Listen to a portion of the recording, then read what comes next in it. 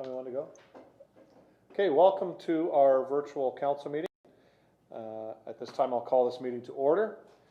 And in order to call attendance, I will now conduct a roll call by calling each councillor's name. Councillors, when I call your name, please say here. Councillor Bagu.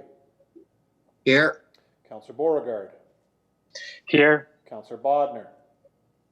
Here. Councillor Bruno. Here. Councillor Danch. Here. Councillor Desmarais. Here. Councillor Clayliff. Here. And Councillor Wells. Here. Thank you, Council. I will now move into the Mayor's report and on a COVID update. Again, good evening and welcome to our fourth virtual council meeting. I'm here in the council chambers with our CAO Scott Louie, our clerk Amber Lapointe, Deputy Clerk Charlotte Madden, and a member of our WeeStream team. And they are live streaming this meeting for us. I would like to welcome our 8 city councillors and various city directors who are each attending from home. City Hall and almost all of our facilities remain closed to the public. Staff have been working with members of our Emergency Operations Center on recovery plans for a safe and gradual reopening once we get the go-ahead from the Province of Ontario and our Emergency Operations Center determines that it is safe to open our facilities to staff and members of the public. In the meantime, we will continue to find new ways to deliver our services to you. We ask for your patience while we all work together for a safe and gradual return of services. The provincial government has moved Niagara to Phase 2 as of last Friday. This is part of its recovery plan. Some additional restrictions have been lifted, allowing our municipality to reopen some amenities. Our farmers market will reopen this Friday in its usual location at the Market Square here in downtown. It will be set up a little differently than normal, and we will have a limited number of vendors available, and a limited amount of people will be allowed in and out as the morning progresses. We ask for everyone's patience this week as we work with you to bring back the market you love. Nickel Beach will reopen this Friday as well. Again, there will be a limited number of spots available on the beach, and you will be directed to your spot that has been socially distanced from the next vehicle by one of our staff. Again, please respect the difficult job that they have to keep everyone safe while enjoying the beach. Limited public washrooms have also opened throughout the city. Outdoor patios have started to open up in Port Colborne, and we hope you will get out to support our local businesses and restaurants. The provincial government has increased your group size to no more than 10 at this time. Anyone taking advantage of these spaces are to follow the best practices as outlined by the Niagara Regional Public Health Unit to limit the spread of COVID-19 in our community. These include frequent washing, sanitizing of hands, physical separation, avoid touching of shared surfaces, and staying home if displaying symptoms or having been in contact with cases of the virus. Also a good idea if you can't social distance to wear a mask. At this time, park and outdoor amenities such as playground equipment, benches, outdoor fitness equipment, and the spray pad will remain closed. However, the spray pad is our next top priority, and we may hear more about this later this evening. Bylaw enforcement will continue to enforce gatherings larger than 10 people, dogs off leash, and anyone using closed park amenities. Our usual Canada Day celebrations will not be taking place in the park this year. Instead, we encourage you to take part in the Government of Canada's program for Canada Day. Minister Guilbeault unveiled the program for Canada Day, and on July 1st, Canadians from coast to coast to coast are invited to take part in any array of virtual celebrations to express our national pride. This year, more than ever, Canada Day is an important national celebration, bringing Canadians together, even if it is done virtually. It's also time to commemorate some key events in our history, as this year marks the 40th anniversary of the official adoption of our national anthem, O Canada, and the essential role the Métis Nation played in Manitoba, joining Confederation 150 years ago. The roster of activities draws on what makes Canada strong, its diverse cultures, athletic and artistic excellence, Indigenous languages and cultures, and our spirit of innovation. Wherever you are, please join in. A virtual celebration kit is now available with interactive, creative, and educational activities on the Government of Canada's Heritage website. Also, communities from across the Niagara region are coming together for Canada Day first. Canada Day, the Niagara Way. Join the 12 municipalities of Niagara, the Niagara Parks Commission, and the Niagara region for online activities and festivities for Canada Day. Celebrate with performances by Tim Hicks, Avenue Inn, Great Lakes Swimmers, Spencer Burton, Juliet Dunn, and Rick McLean. The online festivities begin at 11 a.m. on Facebook. Tune in on the City of Port Colborne's Facebook page to catch all the action. The online, join St. John Ambulance in its first virtual Canada Day 5K. Register to participate online, then run or walk your own preferred 5-kilometer route anytime, anywhere between June 27th and July the 1st.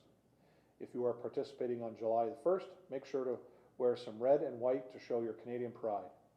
For more information, contact Allison at allison.montovani, MONTOVANI, at sja.ca, or visit www.runforsja.ca. Also visit www.portcolborne.ca/page/Canada_day, for more information about our virtual Canada Day activities.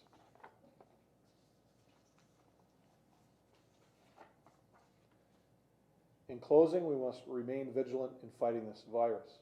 As I've stated, slow and safe is the way to go, not fast and reckless. We can all see what's happening in the state of Florida when they are leading the United States on daily increase of COVID cases. That's not what we want in Niagara, that's not what we want in Ontario, and that's not what we want in Canada. I believe our governments have been doing a great job, as well as our own Niagara Public Health, in keeping us all safe and bringing our numbers down as we've flattened this curve. So again, safe and slow, or slow and safe, that's the way to go, not fast and reckless. Our number one priority is the health and safety of our citizens as we begin a safe and gradual reopening of services and business activities. So again, please get out and support our local businesses, and especially now our local restaurants that started to open last Friday with their patios, and we ask everyone to please stay safe. Thank you. Any questions with regards to the Mayor's report? Seeing none, now I'll bring in our regional councillor, Councillor Butters.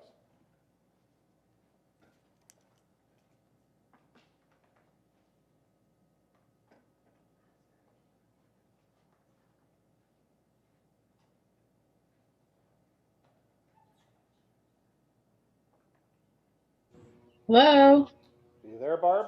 We Yep, I'm here. hear you but can't see you. You want to go ahead?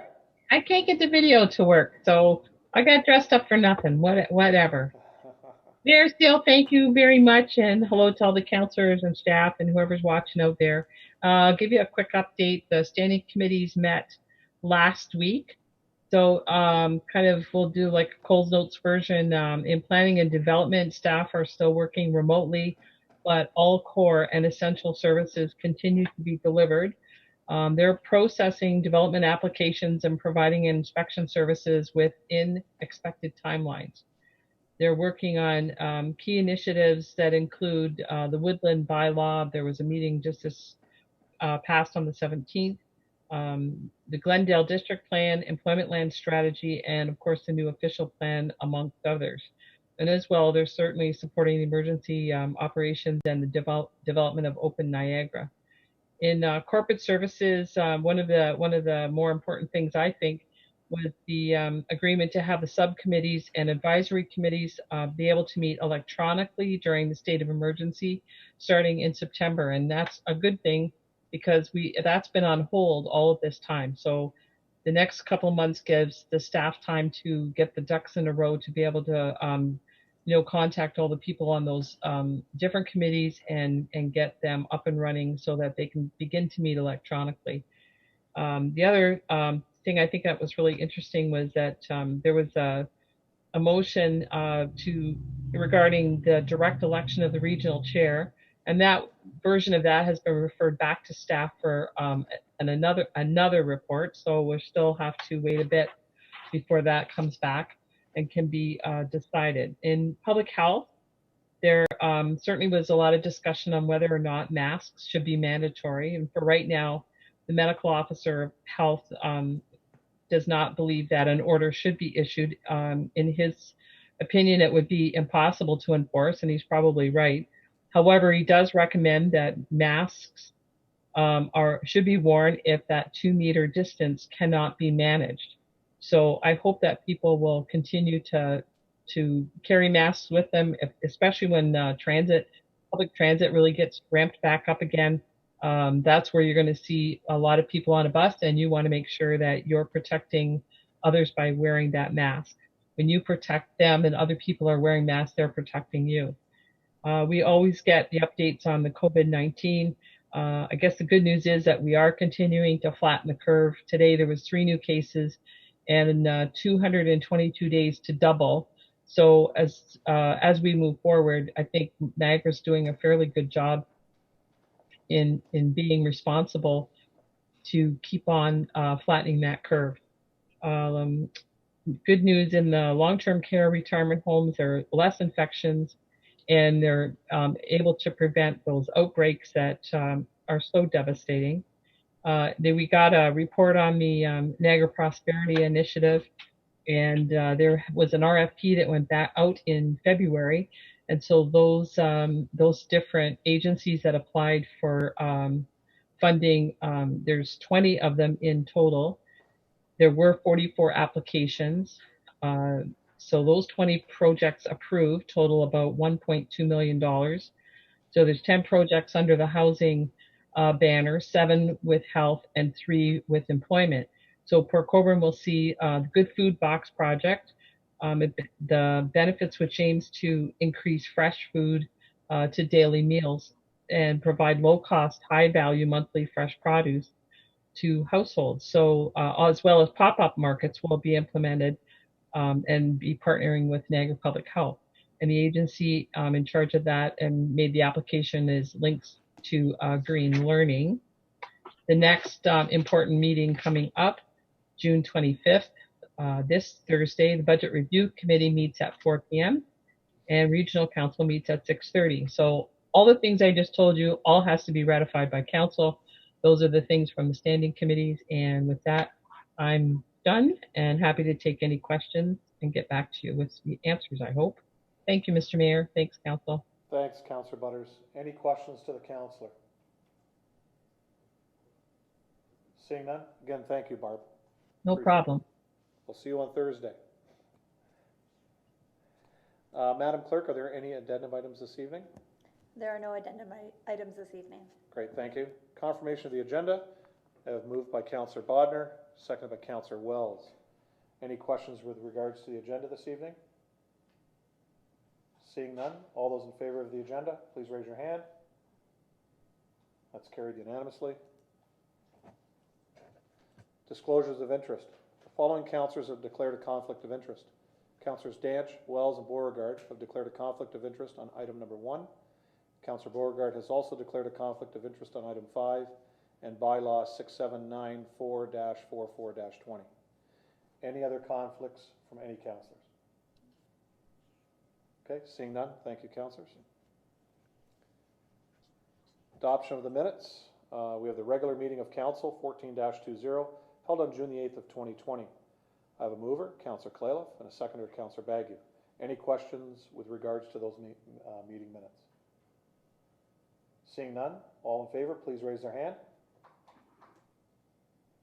That's carried unanimously.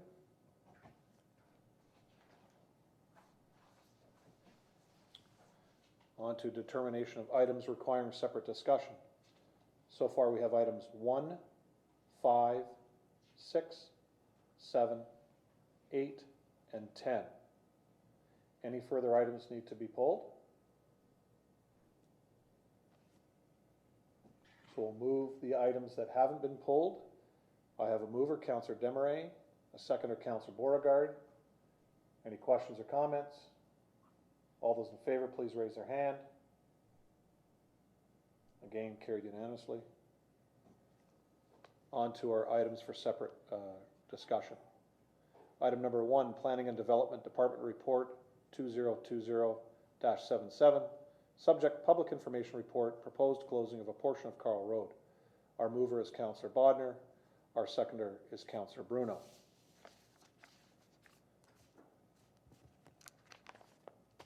and we have Mr. Aquilina on the line for this one also. I'll start with Councillor Bodnar. Thank you, Mr. Mayor. Through you to Mr. Aquilina, we've seen a number of emails come in expressing concern on the portion of Carl Road that contains the wetland. And we also have seen an email come through from Rankin's consultant showing a map of where they will be excavating. And they're claiming they're not going to come anywhere near that wetland or touch that wetland. My question for Mr. Aquilina is, how much weight does that map carry? Mr. Aquilina? Yep. Thank you. Good evening to you, Mr. Mayor, and through you to Councillor Bodnar. You will receive 8 letters that have came in to myself.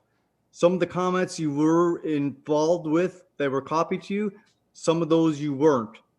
I've attached the 3 comments that you may not have been aware of in my report. And so the letter that came from Port Colborne Quarries was submitted by Golder Associates to Rankin, Port Colborne Quarries, excuse me. And so that map there, if they have an application to expand the quarry, that is what they are proposing to do. We have not received any application to expand the quarry, but from that letter, they're informing council, this is the area that we look to expand.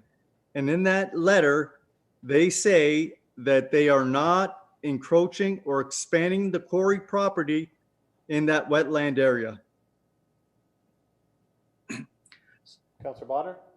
Yeah, thank you, Mr. Mayor. Another question on that then. So I guess they could revise their map of where they may want to expand when they do actually get around to asking for the expansion. And I guess the letters and emails that we've received, there is a concern that that wetland should be protected. Who's going to protect that if it isn't the city? Yep. Can you enlighten us on that, please? Mr. Aquilina? Thank you, Mr. Mayor. Through you to Councillor Bodnar.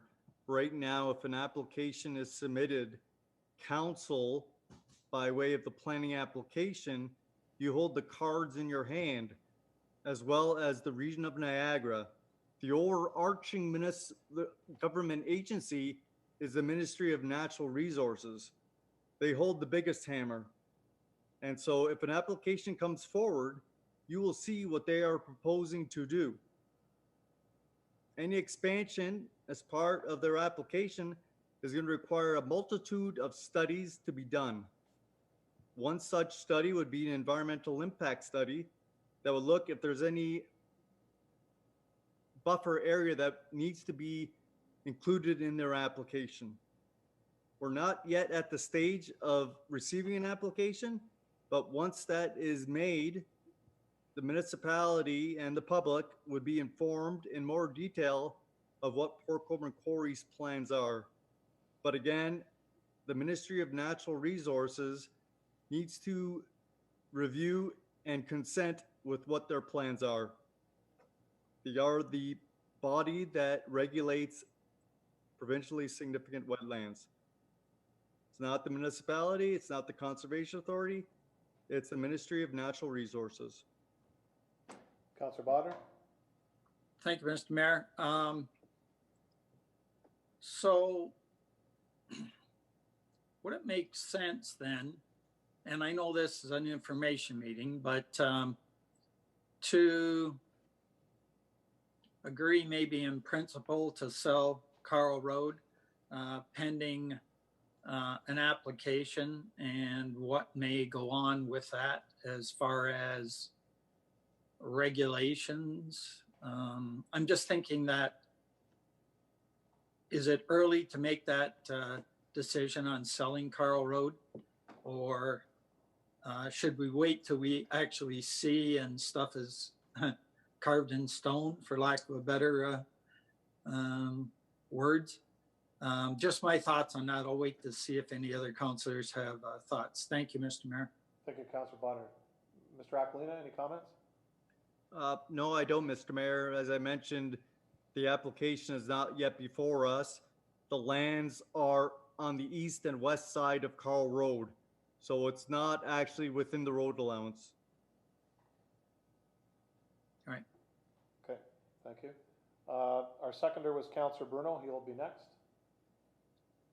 Thank you, Worship. I think Dan may have just answered one of the questions I wanted. So it's my understanding that none of this road allowance is in the provincially significant wetland.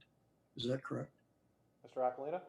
You, Mr. Mayor, to Councilor Bruno, that is correct. The image that I provided with the report will show you the wetland is on the west side of Carl Road and on the east side of Carl Road, not within the road.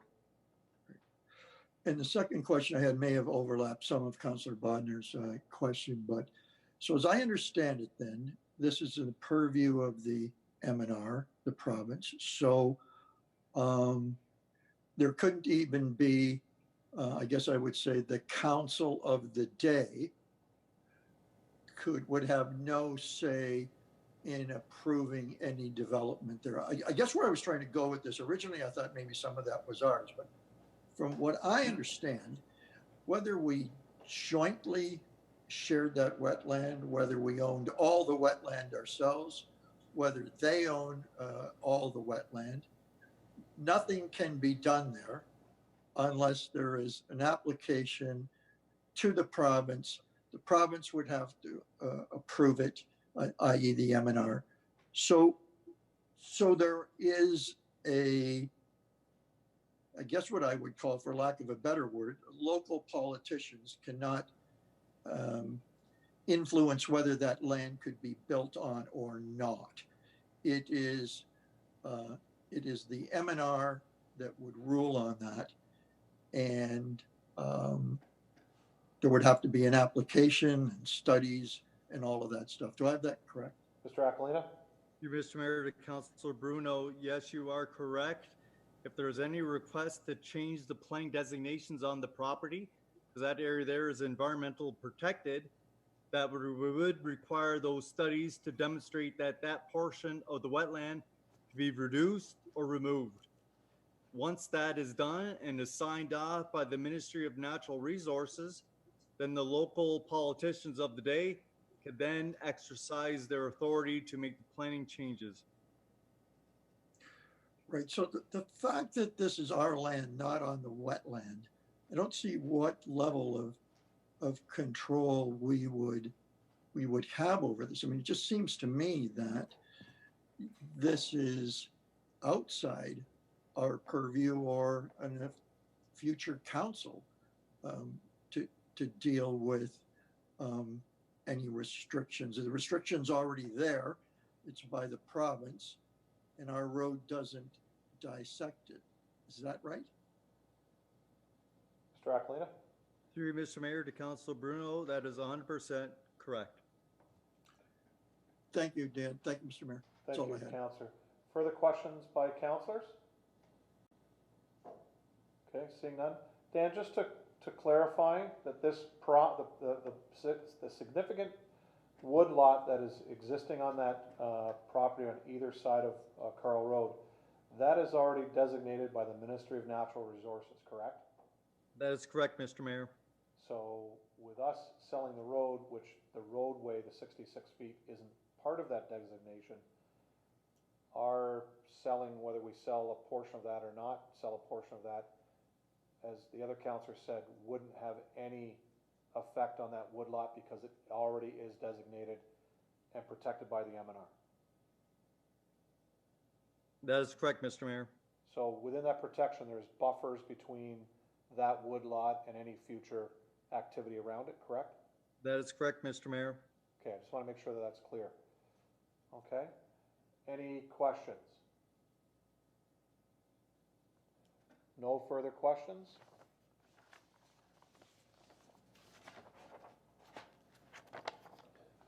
So we are going to vote on receiving this for information. Seeing no further questions, all those in favor of receiving this, please raise your hand. That's carried unanimously. Thank you, council.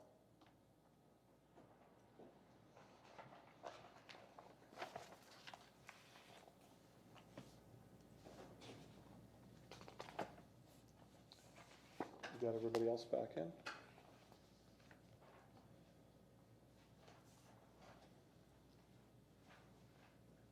Okay, welcome back to our three councillors.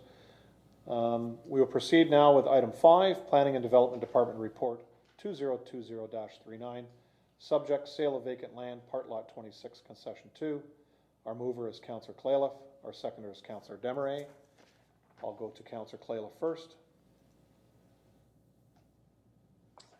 Good evening, everyone. I've been looking at this and I've been struggling with it because I know that we've been looking at different properties and selling different things.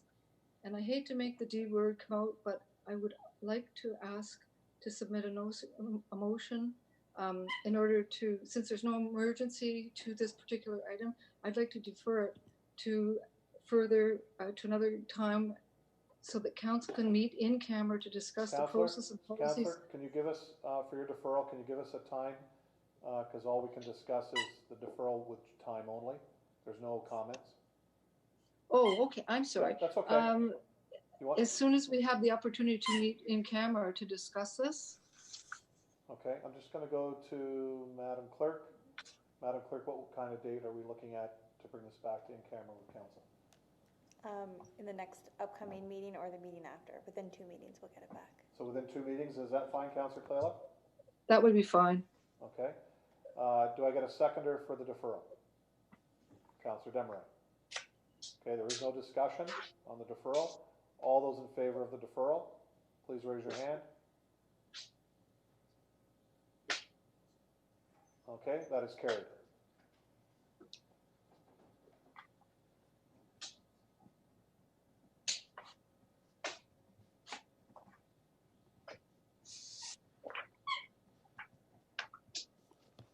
Thank you, councillors.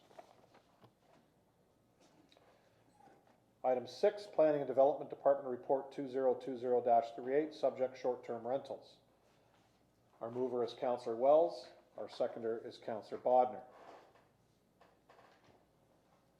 I'll go to Councillor Wells first. Thank you, Your Worship. My concerns with this are to be consistent with the rental properties, to be consistent with the safety concerns, to be consistent with other municipalities that are developing similar plans to control the short-term rentals. I think that we need to be a little bit more proactive on it. I think that we need to take a look at it, identify all the pitfalls of not regulating it, not being in control of issuing permits, or at least as far as registrations of these short-term rental locations.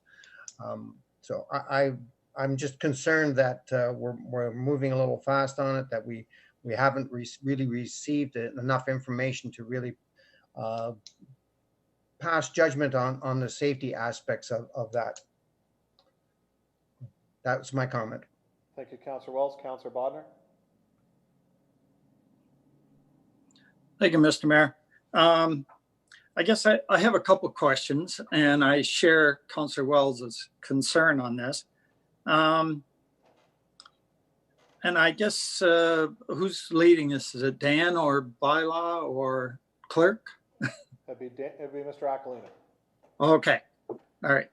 Thank you, Mr. Mayor. Through you to Mr. Aquilina. So if we have no bylaws or licensing, can somebody be grandfathered in by doing this, and then we can impose any new rules on? Anyways, I'd just like to know that. We were caught a couple of times on grandfathered items. Can you comment on that, Mr. Aquilina? Dan? Thank you, Mr. Mayor. Through you to Councillor Bodner. If council, depending upon what the action is, if it's any change in the zoning bylaw to now have a definition, and a use for short-term rentals, aside from what's currently in place right now with the bed and breakfast, then yes, any existing short-term rental would be considered grandfathered in. Okay, so can you, I'm a little confused on the actual short-term rental and who's gets captured in that, because I've heard campgrounds mentioned, and I'm just confused because I think the campgrounds police their own problems inside. So can you confirm whether they would be captured in this or not? Mr. Aquilina? Through Mr. Mayor to Councilor Bonner, if you look at the term short-term rentals, Mm-hmm. it would include every site that's within Shirks and Shores, Pleasant Beach Campground, and every property in the municipality that chooses to rent out, whether it's a room, or whether it's a floor. It would be all uses throughout the municipality. Okay. Counselor? Thank you, Mr. Mayor. Well, that's going to be a heck of a load on staff. That just doesn't make sense to me whatsoever. I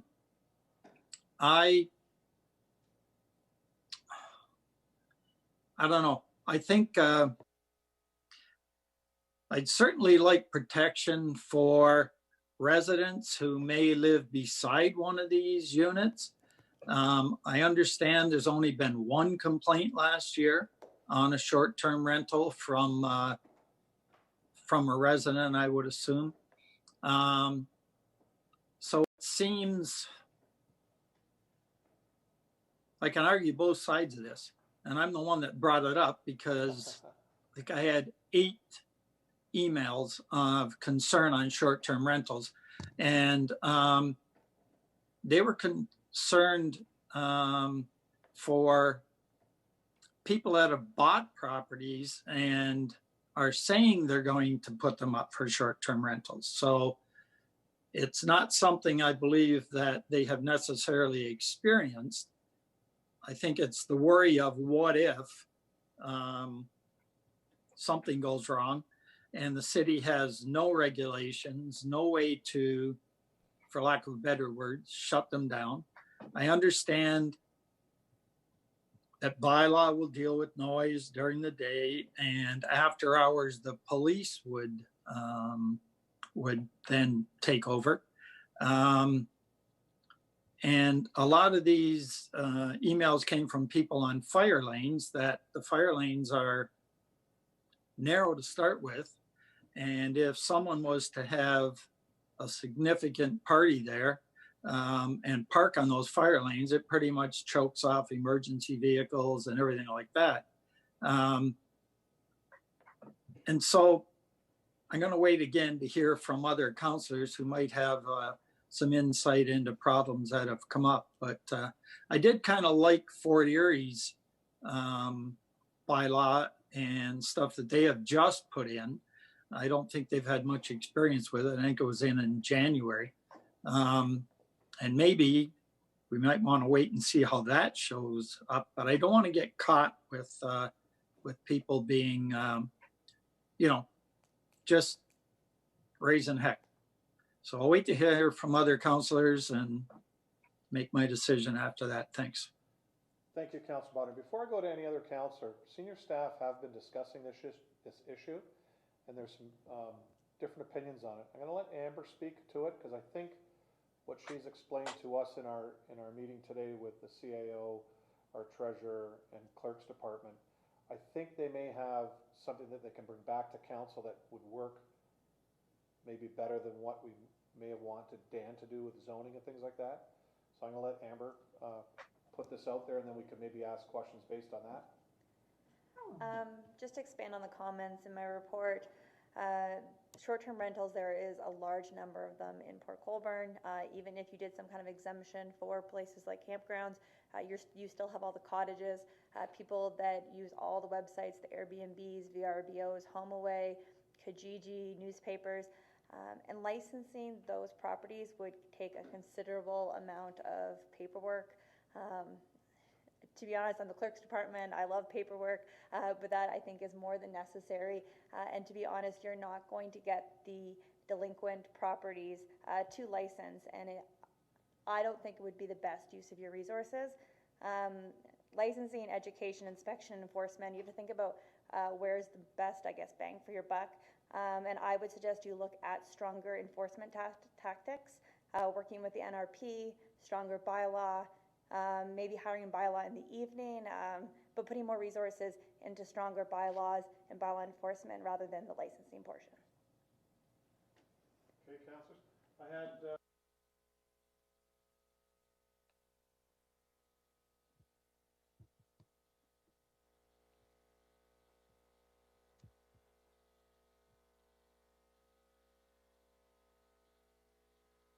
sorry, I apologize. I had Councillor Desmarais, then Councillor Bruno to speak. Councillor Desmarais, you're first. Thank you, Mr. Mayor. Through you to staff. I just wonder if we have a real idea of how many short-term rentals there are in Port Colborne. I hear what Amber is saying, that there are a great many, and I would agree with that. Many municipalities, my understanding is that they started looking at short-term rentals because of the effect on the available housing stock. And we definitely have that issue here in Port Colborne. There's very little available to rent. People are, as a result, homeless or certainly in situations that people shouldn't be living in. And housing that could be available is being used for short-term rental. I don't think just licensing would sort that out. And I just don't see anything here in the report that says we're going to go after this for the effect on available housing stock. And that's really what I'd like to see come out of a staff report, is how can we deal with this in a sense that it's not affecting the available housing stock in that large way that it is right now. Thank you, Councillor. Staff? If I can, Mr. Mayor. Yes, Mr. Aquilino? I actually had the number of short-term rentals that was given to me a while back. And so I have not got an updated list, but I can then go back to the individual that is involved with short-term rentals throughout North America, and he can get that exact number that he has available. And I'm going to say, don't quote me, but it was more than 50. Could have been more than 100. But I can get that for council's information. Mr. Aquilino, does that break down between summer rentals, because you have cottages which don't really affect what Councillor Desmarais is speaking of, where it's got to be a year-round dwelling? So do you know if that person can break that down between strictly summer use only buildings and then those that can be used year-round? Mr. Mayor, the individual can only track the Airbnb and the other websites that market Airbnbs. So it's not a count of whether or not I own an apartment and I rent it out for short-term rental. It's strictly the Airbnb industry. Okay, thank you. Or I know there are a short-term number of rental the summer rentals that don't affect what Councillor Desmarais is talking about, but there are others that do. So is that it, Councillor Desmarais? I think so, Mr. Mayor. This report seems more geared to those seasonal rentals, and to me, that's missing the point that we should be looking at here in Port Colborne. So that's all I wanted to say. Thank you. Okay, thank you, Councillor. Councillor Bruno? Thank you, Worship. Just to expand on two of the three previous speakers, I guess when I first looked at this, it struck me that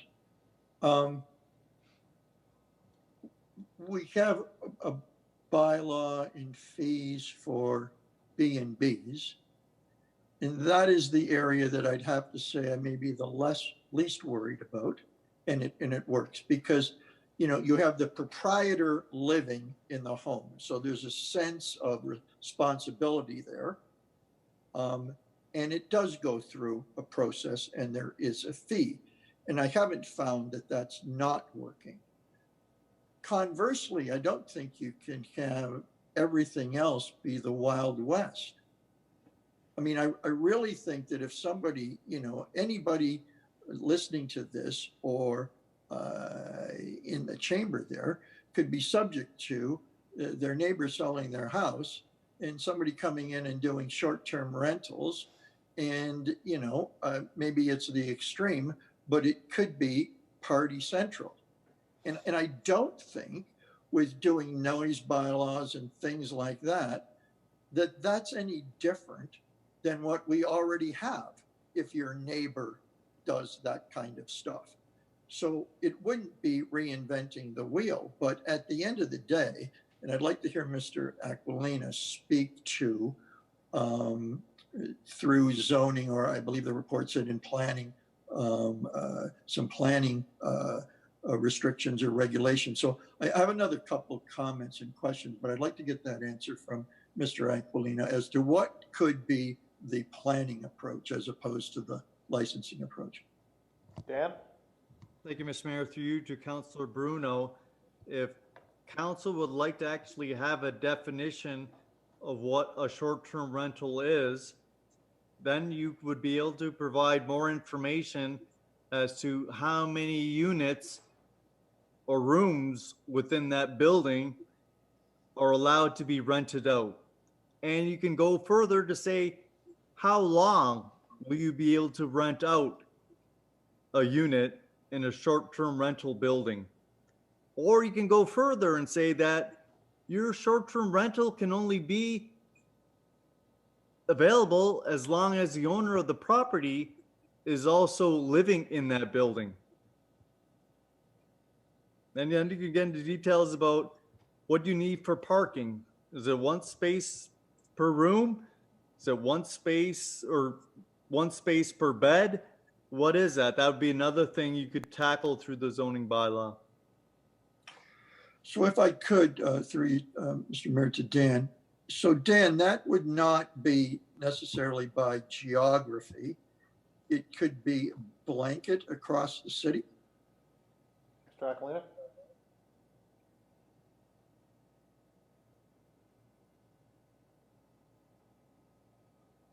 Oh, you're muted, Dan.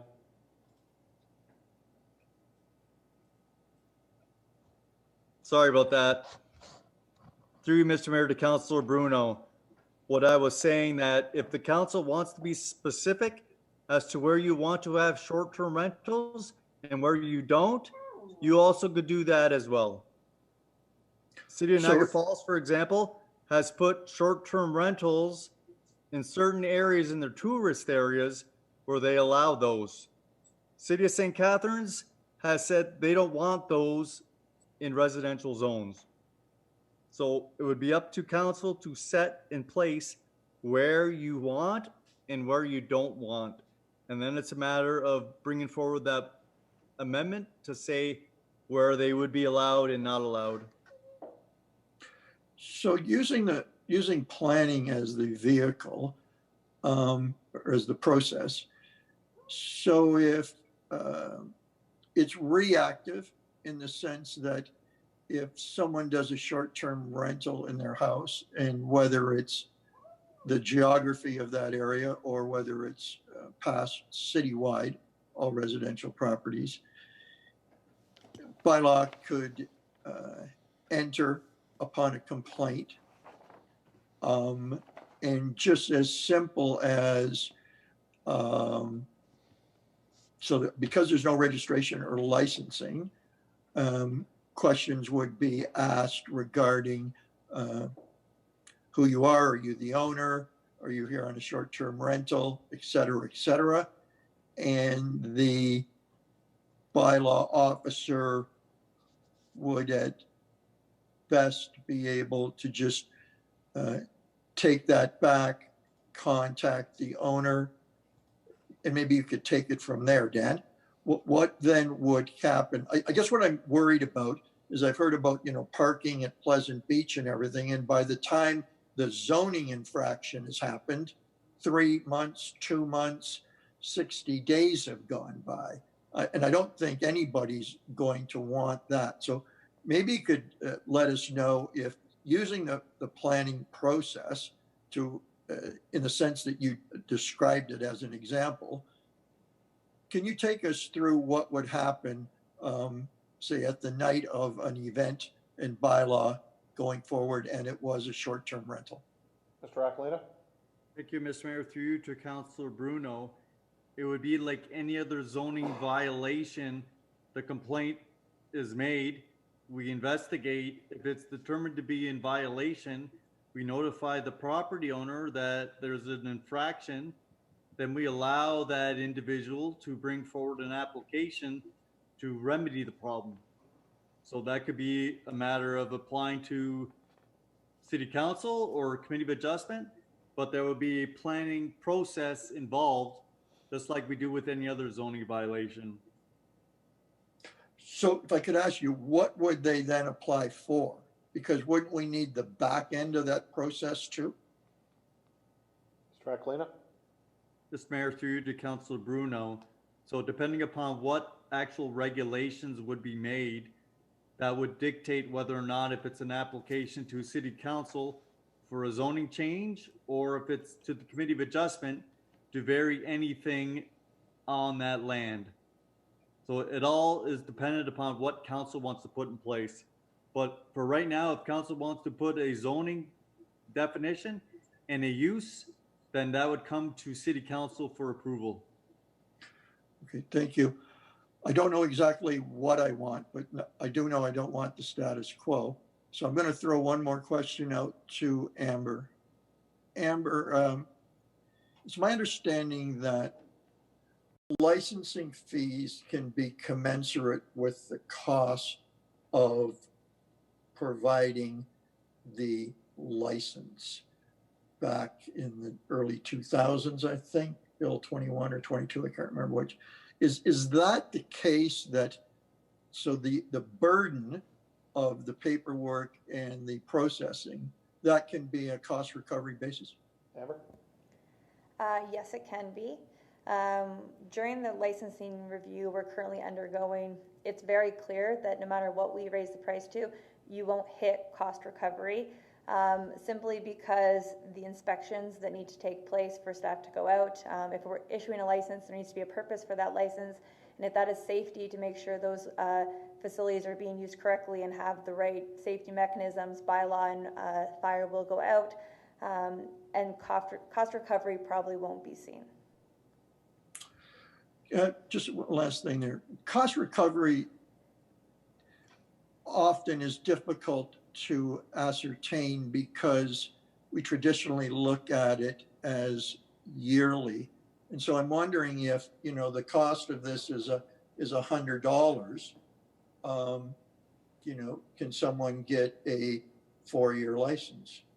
Because after all, once you have a license, you might have it for 4 years, but licenses can be revoked. If you're the bad actor and the bylaw is tough enough, you can pull it. So, I mean, in a perfect world, I'd love to see yourself and Dan come back with some planning solutions and some licensing solution options and what those costs would be, and particularly on licensing, because at least someone has signed a paper and said, I attest to the following, and here's what can happen. And if you want to be in the short-term rental business, the worst thing that could happen to you is your license revoked. And so I guess I'm wanting to know what actually the cost of licensing is, and does there really need to be a laundry list of inspection items for it to happen, or it can be simpler as a registration and an attestation and a fee, and you're in the game, don't blow it, Mr. Property Owner. Amber? Through the mayor, I'm happy to look at those options. We are considering currently licensing with inspections only every several years. To be honest, I can't see an option that gives us cost recovery though, unless you are willing to have a very steep licensing fee. Counselor? I don't want to keep going, Mr. Mayor. There are others want to weigh in on that. I would like to just see us come back with planning options and licensing options for further review. Yeah, that'd be it for now. Thank you. Thank you. I have Councillor Beauregard. Thanks, Your Worship. Through you, and to council and staff, I'd like to say that I like the planning side of it. As Amber stated before, the licensing appears to would be not so much a waste of resources, but a real difficult on the amount of resources that we have. So I would like to see staff go through this and look at how come up with a definition for short-term rentals, and to look at how we can include this in the zoning bylaw process. And what I'm getting from this conversation is maybe we would have short-term rentals in the rural area, and then in the urban area, we can have it in specifically commercially zoned places. That way, we would be helping out with what Councillor Demery already mentioned about housing and affordable housing. So in the urban area, we can still keep affording housing options. So those are my thoughts. Thank you, Councillor. Any other councillors that haven't spoke wish to speak? Okay. Any councillors have any further comments or questions? Councillor Bodnar? Thank you, Mr. Mayor. Like everything, this gets more complicated than it seems on the surface. And I think we got more work to do on this, obviously. So how do we go? Okay, let me go back to, I kind of like what the clerk had to say about, maybe it's a hybrid, I don't know, but here's what I'd like to see. For the vast majority of rentals, they work really good. Nobody even knows, unless I'm not getting the emails and bylaw is getting all kinds of complaints, which they say they've only had one. It works quite well. What I want is some kind of a hammer. If some jerk is disrupting the neighborhood, somebody's got to come in there that night and whack them. Like, you can't be giving them a chance to go back and, it's all over then. You got to stop it, and you got to, there's got to be some kind of penalty to the homeowner for that.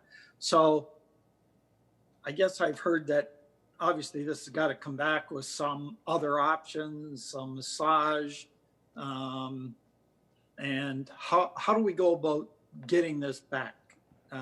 So may I suggest, Councillor, that we receive the report, but with direction back to staff, with Dan's department and the clerk's department to come back to council with options moving forward on the planning zoning side of things, on the regulatory side of things, and also with bylaw, and have them bring that back to us. And I'm sure in the meantime they can talk to the councillors, and councillors can talk to staff on what they may want to see in this and how it's proceeding and what you're hearing out there. But you're right, Councillor Bodnar. I mean, the vast majority of our, specifically in the summer, short-term rentals, there's no issues. But there are 2 or 3 in town that I consistently, even in my years of serving as a city councillor, always got calls on because it was party central, as you and Councillor Bruno talked about. So we can receive this, but also give direction back to staff to come back to us with a report on best practices. And I think what Councillor Demery was talking about on the year-round home side, on how we can control that, where they're just not out there as short-term rentals taking away our stock for people to rent on a year-round basis. So I think all that needs to be looked at. So if that's the will of council, I think staff can take that direction, correct? Yes. So the CIO says we're fine with that, so they can take that back. Amber, you're okay with that? Yep, I just get councillor to move that motion. Okay, Mr. Aquilini, you're fine with that? Yes, I am, Mr. Mayor. Okay, so Councillor Bodnar, Yep. you and Councillor Wells had moved this. Can I get you guys to move the direction back to staff. Is that fine, Councillor Walls? Oh, That's fine with me. okay, is that It's- fine, Councillor Bodnar? That's good with me. One thing, Fort Erie has just implemented that, their regulations. Can we just touch base with them and see if they've had any, anything go on with their regulations? I know they have a demerit point system they put in, which seems to have some value. You get a couple of chances to correct your situation. But anyways, yeah, I'm good with that because Okay. obviously we need a lot more options and information. Yeah, so obviously we would ask staff, both Mr. Aquilina and our clerk's department, to gather those regulations around the region. And I'm sure they've got some of them now, but obviously take some best practices there and specifically with a brand new one like Fort Erie. So I think they understand what they're doing. Is that okay? Okay, so councillors, we're gonna, the vote will be to receive, and also with the two movers originally to move forward and put this back to staff to come back to council. Any further comments or questions? All those in favor? That's carried unanimously. Thank you, council.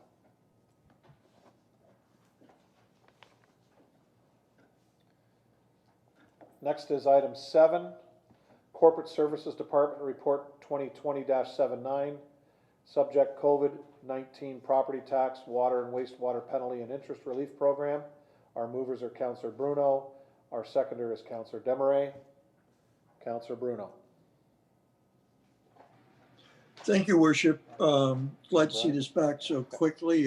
Thank you, Mr. Bowles.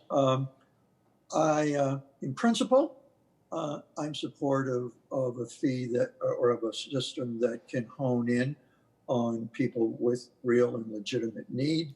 And it's pretty straightforward. Perhaps it uses mechanisms that are already out there and that are used by other levels of government to show need. But I'm open to a mechanism that's fair, transparent, and works. In reading the report, the one thing that struck me was that folks that have an outstanding balance in arrears pre-December 31st, 2019, as is number 3 under eligible property is defined as on page 162. I can see that point of view. What I was concerned about is that if you fill in your application, you do have need. COVID has affected your employment, your work, your ability to pay your bills. Currently, you would get an extension for whatever length of time that moving target might be, as set by the city. However, it doesn't seem to cover someone who does have those arrears as it pertains just to the current year. So to explain that further, I think someone who is having trouble paying their bill because of COVID should not be able to get the relief pre-December 31st, 2019, but they're just as qualified to get it for the current year. Because after all, if they, and they may actually have been putting money down each month since January, but it was going to the oldest portion of your arrears bill first. That's a good thing, but they shouldn't be disqualified for getting the benefit on 220. I think you have to treat people consistently and fairly. So yeah, they may owe more than 220. We're not giving them relief if it went the way I'm suggesting for the pre-220, but they should still stand eligible for the current term. And I think it would also give them an inducement to race forward, getting those pre-220 bills paid. Because they won't be losing ground on 220, and they can start dumping money on 219 or 218. I think that was fair, and I think it works both sides. So I don't know how much extra cost that might be, Brian, or if you could speak to your thoughts on that suggestion. Director Bowles? Got it. Okay. Through your mayor to the councillor, thank you for articulating that. The goal obviously was to isolate where we were with this policy to people with COVID specifically. I think we identified in the report that there's multiple combinations and alternatives that people could look at to do that. Certainly to remove the December 31st, 2019 stipulation and substitute that with a stipulation that required this only to apply to the current year balances is certainly doable if council is looking to move that way. The cost of that, we did look at that today actually to look at the exact costs. We weren't able to isolate it specifically, but we would say it would not be material in any sense for council to make that determination. But I don't have an exact cost, but I can tell you it's not material, certainly to the city. Councillor Bruno? Thank you. I'll let other councillors speak before bringing that back as an amendment. Okay, thank you, Councillor. Councillor Demarais? Thank you, Mr. Mayor. I really don't have anything to add to what Councillor Bruno has said. I would tend to agree with what he's put forward. Thank you, Councillor. Councillor Beauregard? Through your worship to Director Bowles, on page 162 of the report, under eligible persons are those that meet all of the following criteria. Number 2, I have a question regarding the wording of this section, because it says, is a person who has experienced financial hardship directly related to the COVID-19 pandemic in the form of a temporary or permanent loss of employment or a decrease in income of greater than 70%. Should that last line be employment and a decrease in income of greater than 70%? Because the way I'm reading it, someone can have an income decrease greater than 70% and not be related to the pandemic, but still be eligible. Mr. Bowles? Through the mayor to the councillor, I think your observation is correct. It is possible that somebody in this period of time could have lost their job or could have lost their income of greater than 70%. It not be related specifically to the pandemic. Staff's ability to identify if an individual lost their job specifically to the pandemic is not going to be there, just for council to realize. If an applicant has lost their job or income is reduced below 70%, they would qualify. The reality is it's really the time period that we're looking at. It's the time period of the pandemic. The correlation between the event and the pandemic is going to be very difficult to qualify, and we will not try to correlate that. Okay, Councillor? No, that's all. Thank you. Great, thank you. Any further questions from other councillors? Okay, I'll go back to Councillor Bruno. He wanted to make an amendment.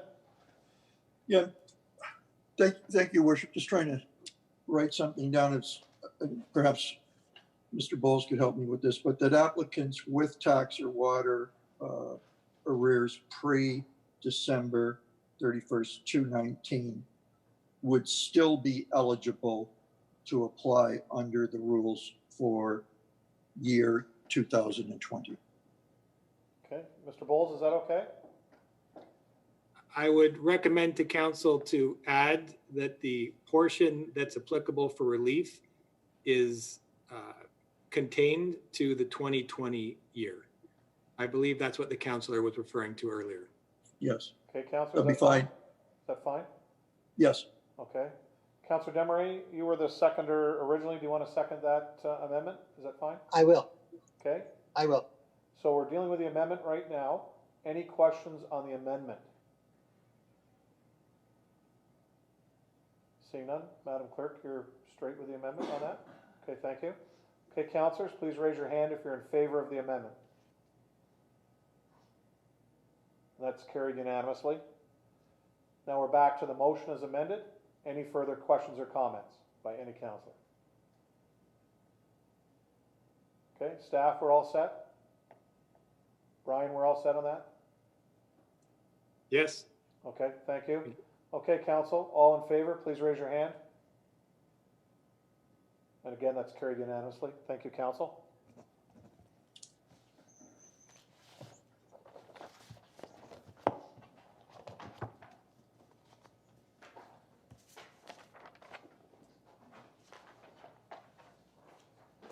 Item 8, Chief Administrative Officer Department Report 2020-82, subject COVID-19 update number 3. The mover is Councillor Bagu, seconder is Councillor Desmarais. I think our CAO wants to give his report before questions. Is that fine, council? Okay. Sure. Through your worship to council, very briefly, as you can see from my report, staff are actively working on designing and executing reopening plans for all aspects of city operations.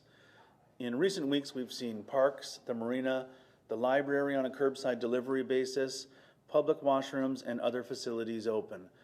We are anticipating the opening of other facilities such as City Hall and other offices, playgrounds, the library, the museum, the farmers market, the arena, and Nickel Beach, to name a few. We are also facilitating the opening of private businesses through initiatives such as the patio expansion program for restaurants. The city is gradually bringing our workers back and our student workers to help facilitate these openings. As the city reopens, staff and management and council are relying on the responsibility and partnership from our community members to ensure that precautions such as physical distance are followed. We do not want to be in a position that facilities will have to close again soon after reopening. By working together with patrons and residents, staff are confident that we can continue to see the safe, gradual return to an open operating environment where the city can provide all of the programs and services that the community relies on. Okay, questions to the CAO. I'll go to the mover and seconder first. Councillor Bagu, any questions?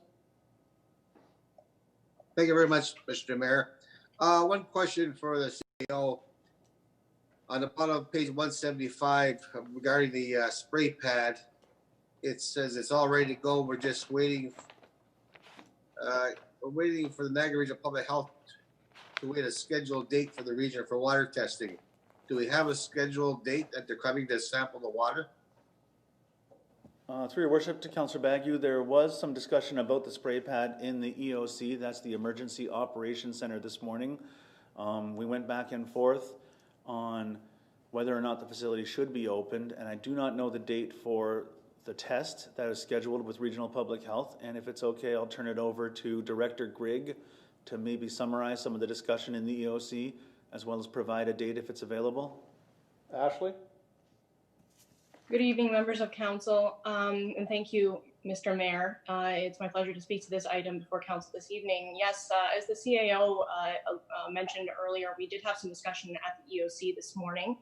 At that meeting, there was a bit of discussion about reconsidering the timing of opening the spray pad as a result of the continued closure of play structures throughout Ontario at this time by the provincial government.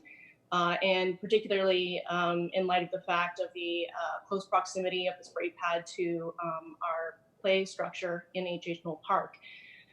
With that being said, there is an inspection scheduled by Public Health for the spray pad. I've been informed by staff that it's June 24th. So our intention is to move forward with readying the spray pad for opening. But at this time, we're looking at having a coordinated opening of the spray pad with our play structures. Councillor Bagu? Very good, Mr. Mayor. She answered my question. Thank you. Thank you, Councillor. Councillor Desmarais? Thank you, Mr. Mayor. Through you to Mr. Louie. Scott, I just want to say I'm really quite pleased with the way that staff is really stepping up and getting things moving and trying to help businesses get back on their feet and get going. But as I'm sure everybody knows, we've had several complaints over the weekend with respect to patios. And unfortunately, a really unfortunate situation was set up in the end of it all, because it just blasted out on social media. People were making very, very nasty comments, and a business actually became the target of all of this, which is really, I'm sure, not what anyone wanted it to be. I just feel that maybe we should have moved a little bit slower and made sure that all the ducks were in a row, because I've got to say at 4:30 on Friday, I went down West Street and almost took out a young woman and a middle-aged man who were running across the road. The road was very congested. There were people all over the place, literally everywhere. There was a truck stood on the side of the road making deliveries, and there's pylons in the middle of the road. Nobody knew exactly where anything was going, and people were just running around willy-nilly. Well, that's a recipe for disaster. And so we should have thought that one out a little bit differently. I've received comments and complaints from residents as well as other businesses along West Street with respect to servers running across the road with glassware. That shouldn't happen. That really should not happen. In an outdoor setting, you don't run around with breakable items that way. That's just not the way to go. And several people who were very upset that the spot they usually would sit at with their children while having ice cream was now not available to them. And they felt that a business was given unfair advantage. Well, everybody has to kind of suck it up and deal with it right now. And that's really what it is. We need to get these businesses up and going. And I think we all know that. But what's happened out of all of this is it's become open target on some patios. And that's not at all what was intended. We've even got people complaining about other patios not following rules. That there's less than 5 feet between the front door of a patio, front door of a business and the actual patio, so that there's no sidewalk availability for people in wheelchairs. I don't know any of this to be true, but I know that it's time for staff to go back, take a look, and make sure that everything is being dealt with the way that it should, and that way you can make a public statement about it, and everyone can just rest assured the city is on it. It's time to do that. There's a lot of comments about people putting private profits ahead of public safety. Well, that's not what's going on here, and I want to make sure that everybody understands that. So this would be the time to just make sure that things are dealt with differently. I think just maybe we rushed a little bit. That might be what it was. But the sad part is a business has become a target, and these patios are not being looked at in a positive manner. That's not the way it should go. That's all I wanted to say. Kelly? Through your worship to Councillor Desmarais, I think we agree that was more of a statement than a question. It was. It is a fact that we tried our best to help get these businesses up and running. There's a desire among the community to get out there and get back to some sense of normalcy. The purveyors, the restaurant owners themselves have been hit hard by the economic impact of the pandemic. And we want to get people back to work. The servers and workers who work at these restaurants. It seems that lately, every decision that comes out of City Hall or out of the province or out of the federal government is questioned. It seems half the people support these decisions and half don't, and so on. But we did try to work with our business community. There are rules that were set aside by the provincial government. We set aside some of our rules too to help sort of foster the recovery of these businesses. The particular location that you're talking about is a tough one to work on. There is a 2-lane road there as well as angle parking and not enough sidewalk to do a patio expansion on the west side of the road. So we are using a city park, and it's not the only place that we're allowing a private business to operate on city property. There is a certain amount on both the north and south part of the sectioned off portion that are not in the restaurant patio section and are available to the public. I think it's a situation where it depends on demand at the time. If there's enough available seating outside of the roped off area. I have heard the reports about safety. Staff are actively working on getting some signage down there that warns drivers to yield for pedestrians and that there are people crossing.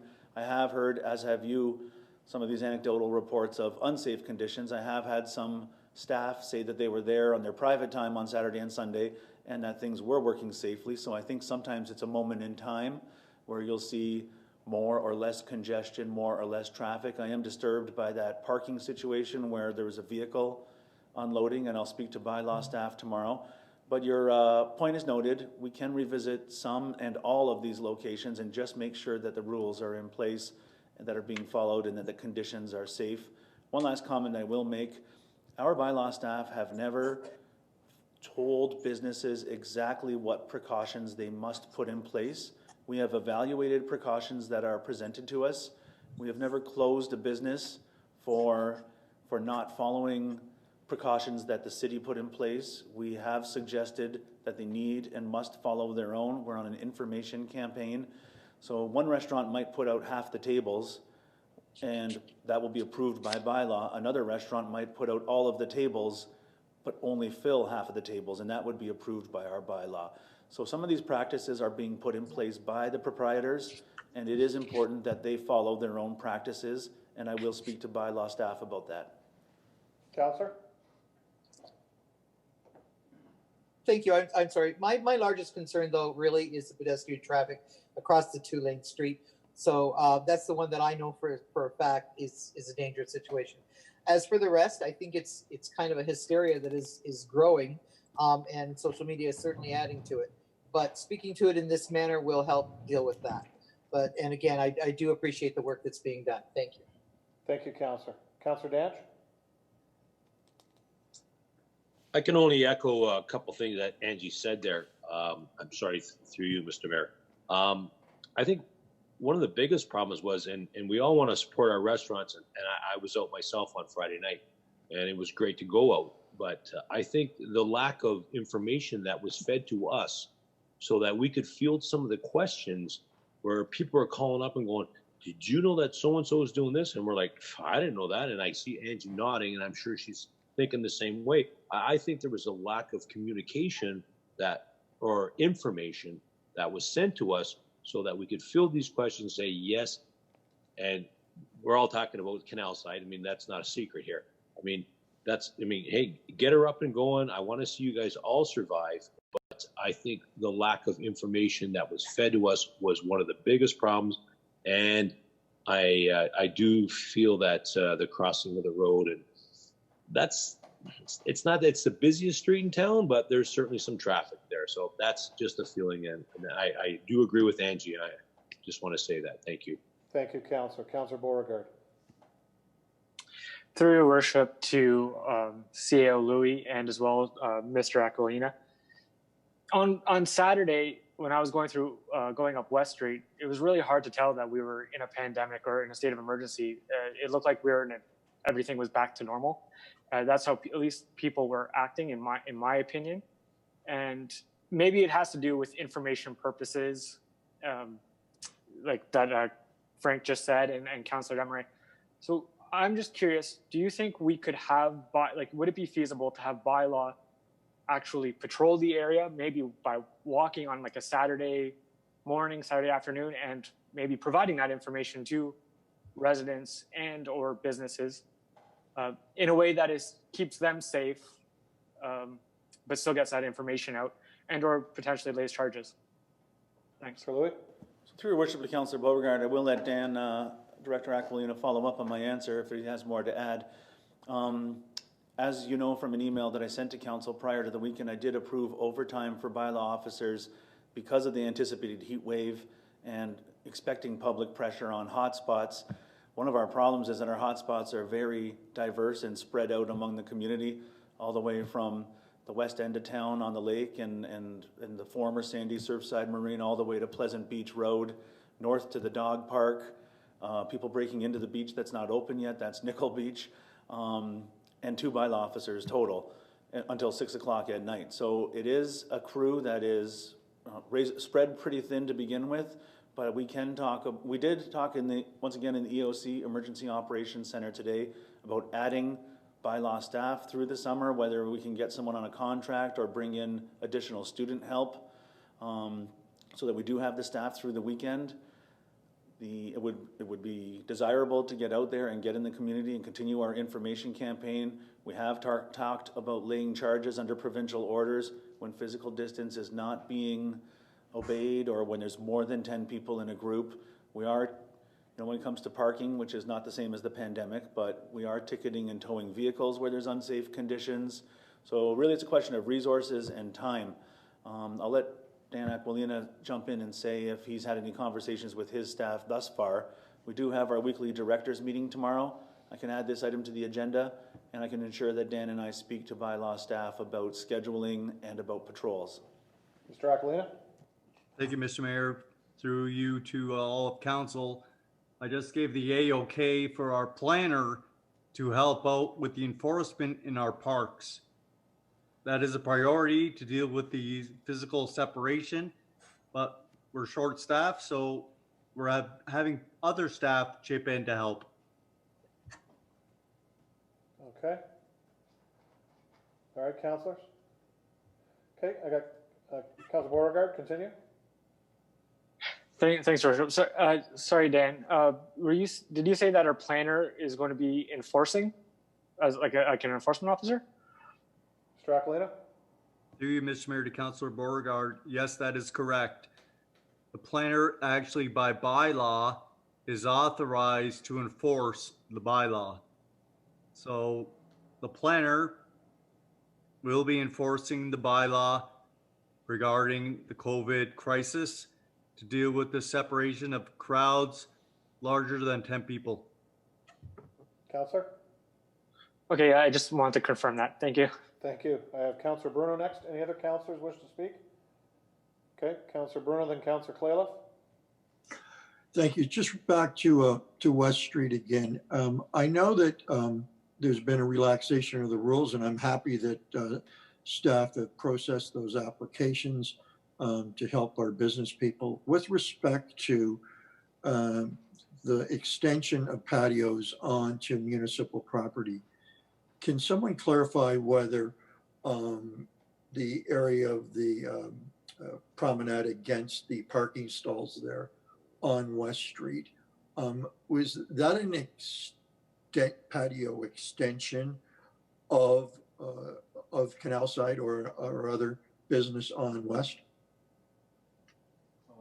So, yeah, through your worship to Councilor Bruno, I stand to be corrected by Director Aquilina. So my understanding is it's the extension of an existing patio permit. So there's an existing permit there for the few tables that you can see beside the restaurant, between the traveled portion of the sidewalk and the restaurant front wall, if you will. Right. So this is not contiguous, obviously. It's not attached Right. to the restaurant proper, but it's an extension of the existing permit. So all restaurants in Port Colborne were entitled to extend the amount of square footage they had under an existing permit. So that permit would have provided insurance and sign off from the Seaway in that particular location and other components. And we were just allowing them to extend this size. And that's in line with the other cities and towns in Niagara. Coincidentally, on Friday night, I was speaking on a conference call with the other CAOs. There was discussion on St. Paul Street and St. Catharines actually considering road closure for some patio extensions, a temporary road closure. Niagara Falls, Welland, Grimsby, and the new built-up area, a lot of the same treatment of taking an existing patio and letting the permit cover more space. So just to be clear, while it's not contiguous, those tables up against the old canal channel there, adjacent to the stalls, that is an extension of a restaurateur's license? Correct. So the question I have is, can't solve all evils, but where there are those extensions onto city property, in this case not contiguous, is there an expectation of some shared and joint responsibility and enforcement? Go ahead, Mr. Lee. So through your worship to Councilor Bruno, any of our encroachment permits in the downtown BIA or really anywhere in the city, we require an insurance coverage liability naming the city as an additional insured party on the provider's insurance to the tune of, to the extent of $2 million in the case of Seaway property, such as all of West Street, and in any case where alcohol is served, it's $5 million. So we are named as an insured party on the owner's policy. Okay, great.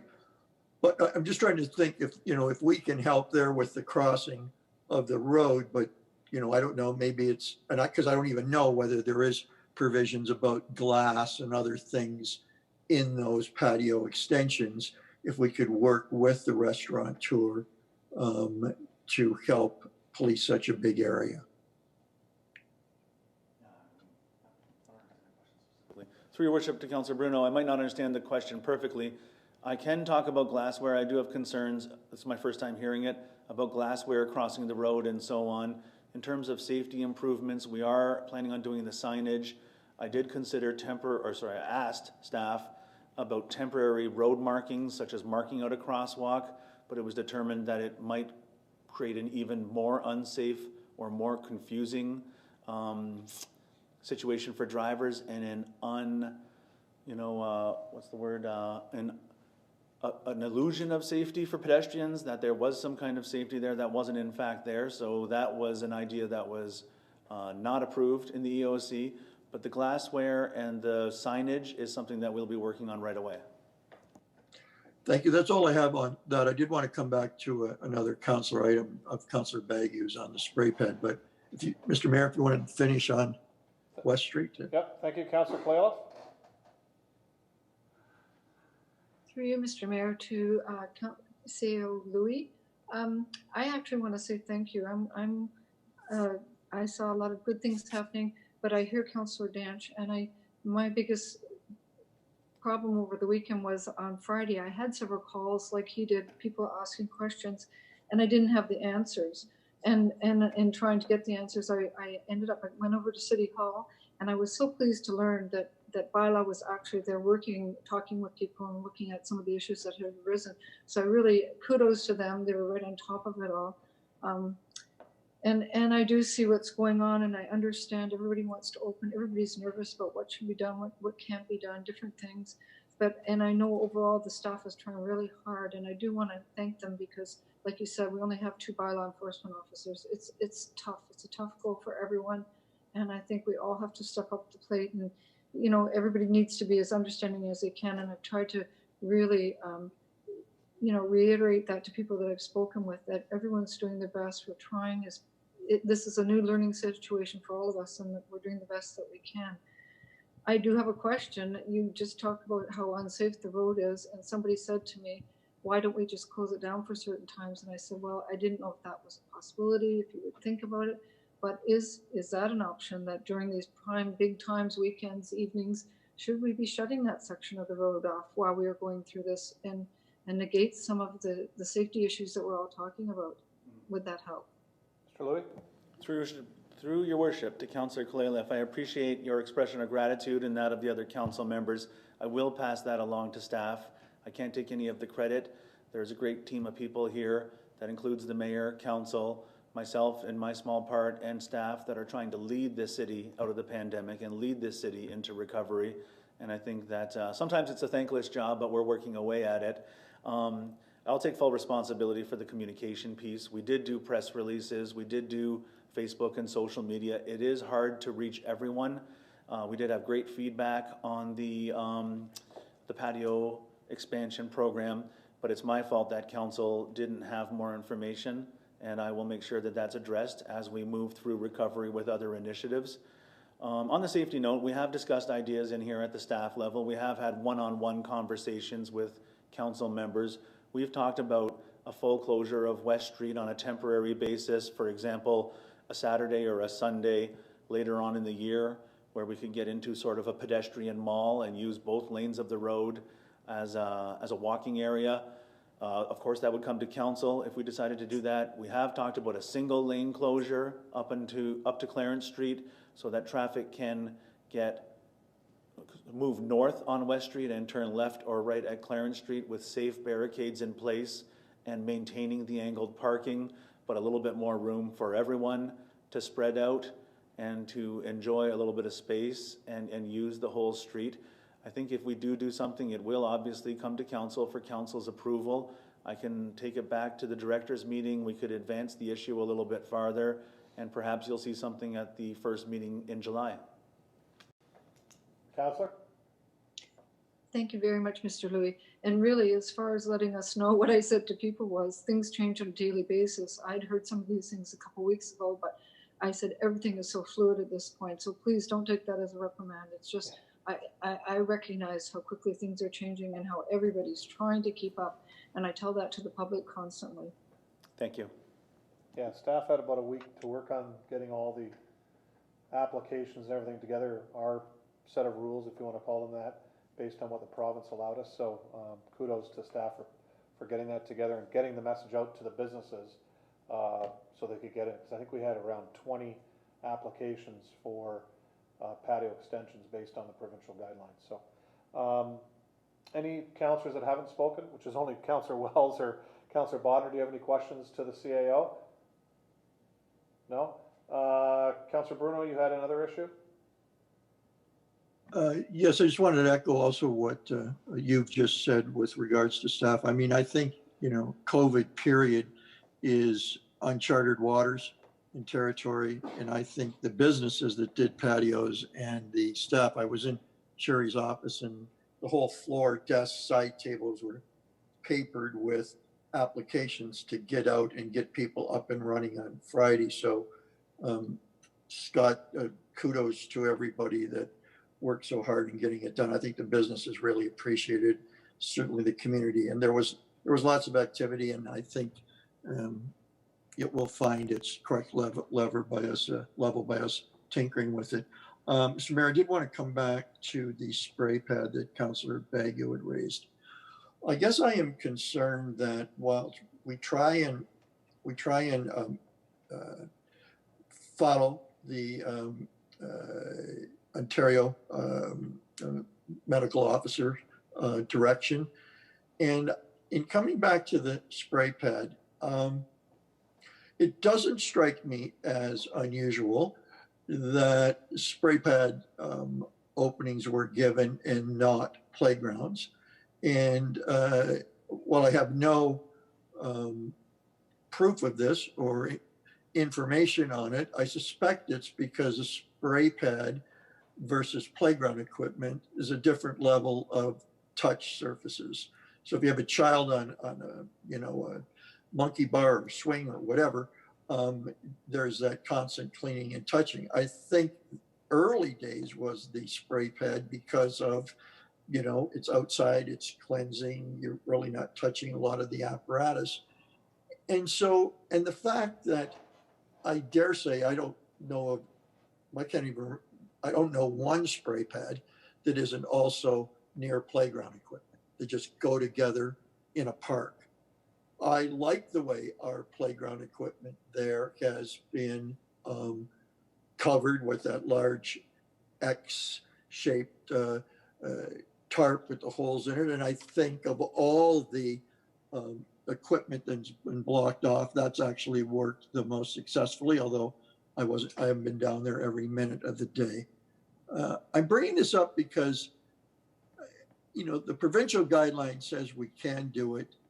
I wouldn't want to see, as Councillor Baggio said, a water test stand in the way, and hopefully they're in there early. But I'd ask Ashley and staff to possibly reconsider that. I mean, I'm concerned that we get another sweltering weekend. There's little kids, parents want things for them to do. The province has green lit it. I'm just wondering if we could re-look at that.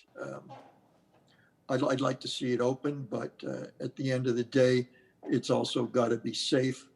Again, I think the playground equipment and the spray pad could still operate independently. So perhaps Ashley and staff could have another look at that, unless council wants to weigh in and push for it being open. Councillor, just on that point, yes. On that point, you can make a motion to direct staff to open it once they've received their public health okay, but that can be a direction of council. Well, thank you, Mr. Mayor. I would like to put that forward, but if others want to speak on it first, I'll wait for that. Well, can we get it on the floor so they can speak? Sure. So I'd like to put that take motion as a forward. motion Thank from you. yourself. Seconder, Councillor Bodnar, do you want to second that? And you also want to speak to it? I'll let you go first. Thank you, Mr. Mayor. I'm wondering if the holdup would be public health testing the water. Can't we ask them if we can have a private company test that water and get at it and don't wait for public health? They're certainly around, and and could do whatever public health wanted them to do. Just a thought on that. Director Grigg?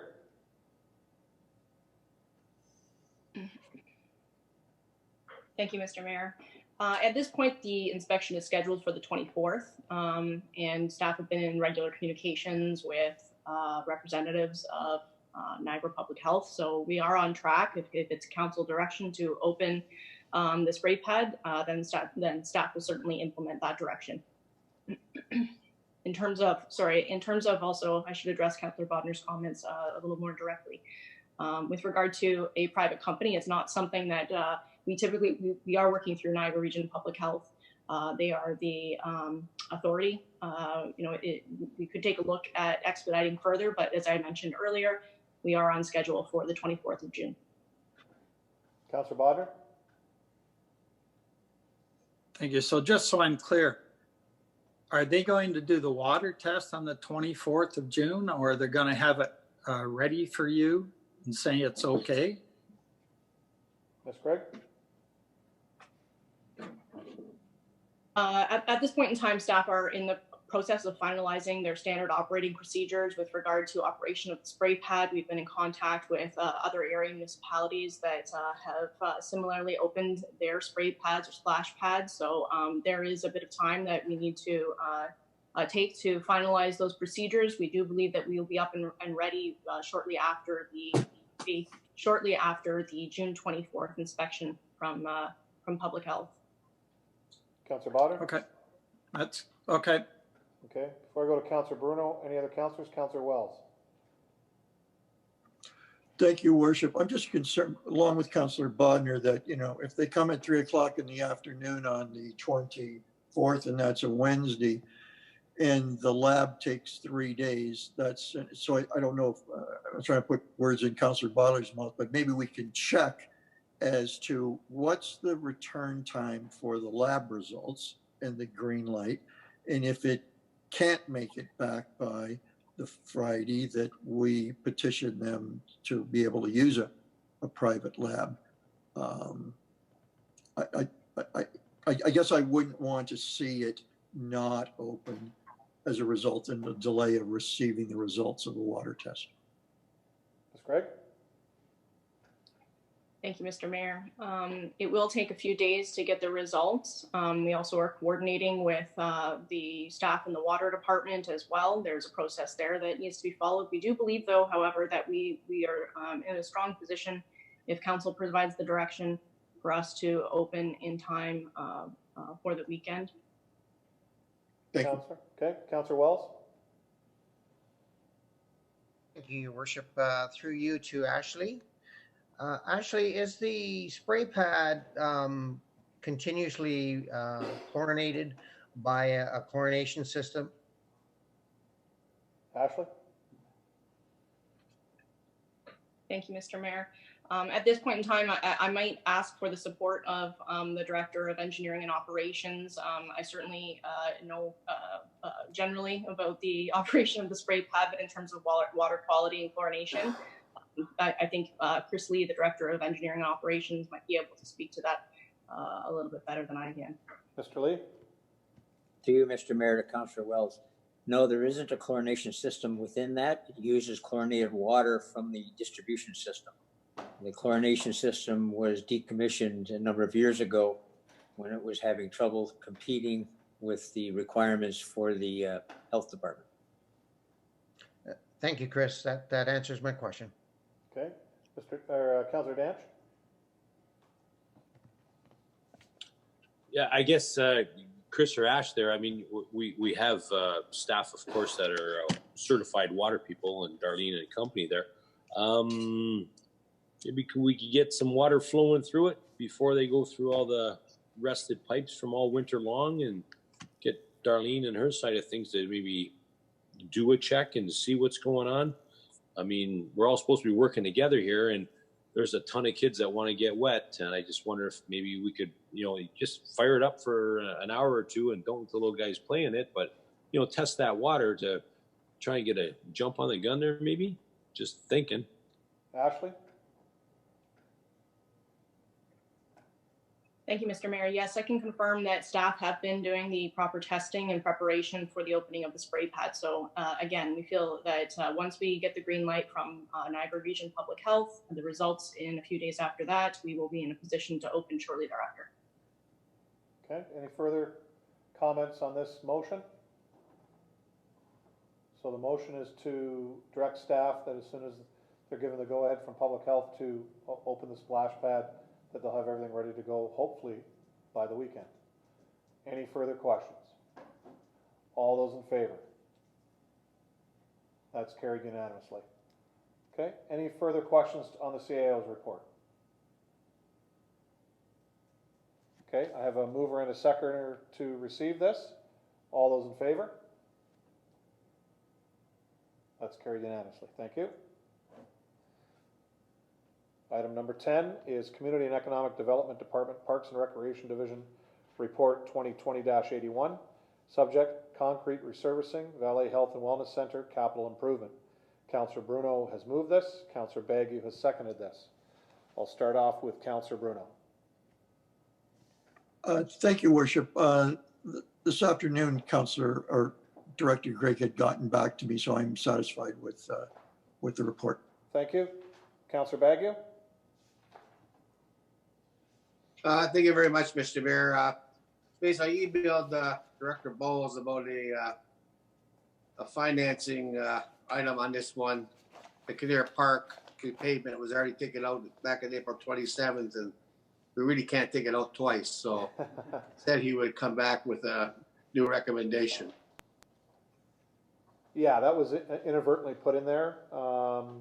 We will give Director Bowles a little leeway since he's been with us for 2 weeks. It was something that was in there that because he didn't do the original budgeting, it was again inadvertently put in there. So, but his numbers in here have reflected not having that in there anyways. Does the director have anything to add to that?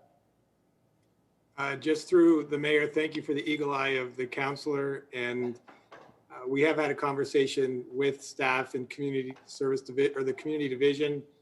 We will make those dollars up through the operating budget in year if council is wishing to proceed with the report. Okay, thank you. Any further questions on this report? No further questions. All those in favor, please raise your hand. All those opposed? That's carried.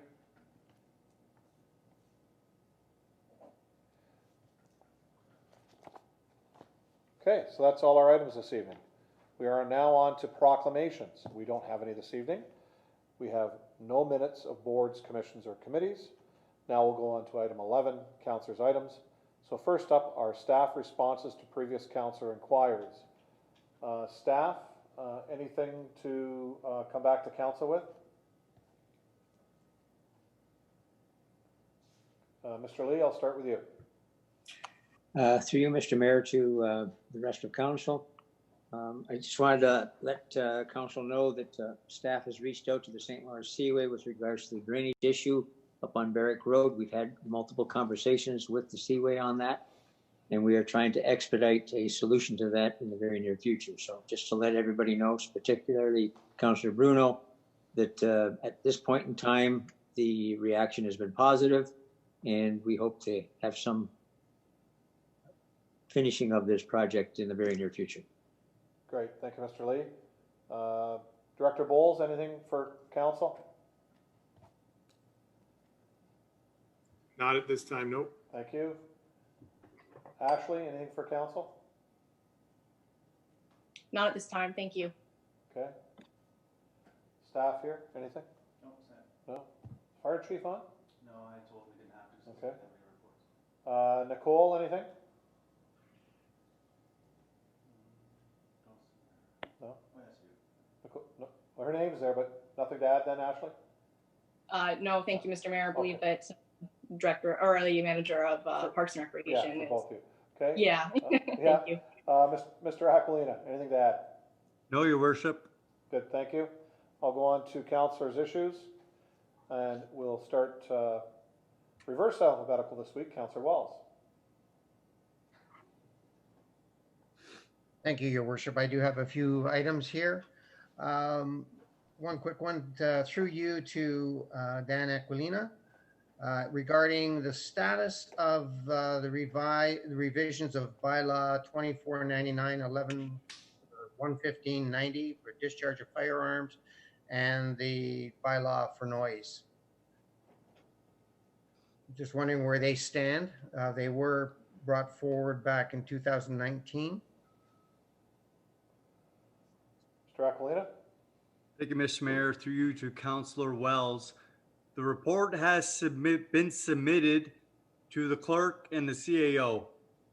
So I can't comment any further from that. Madam Clerk of the CAO? Madam Clerk? I will coordinate with Dan and we'll make sure that it is on an upcoming report. Of council, yeah. Okay, so that's going to be coming up. Councillor Wells, is that fine? Yep, that's great. Thank you. Thank you.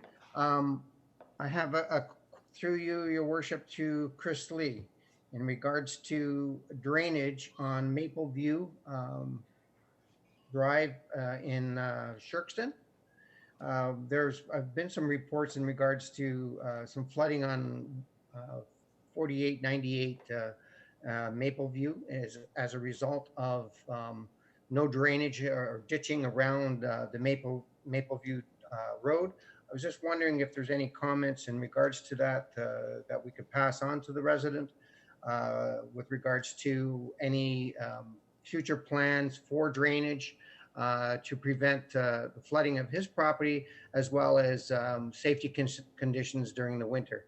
Now, Maple View is no more than a single lane paved crescent that runs through the area, and the topography there is fairly sloped, and the high lands in the center of the crescent do run down and out through to the properties to the north and west. So if Chris has any future knowledge of what will be done with regards to the drainage in that area, that would be great.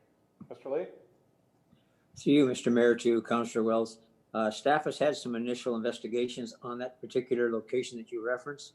That being said, there's some options being investigated at this point in time.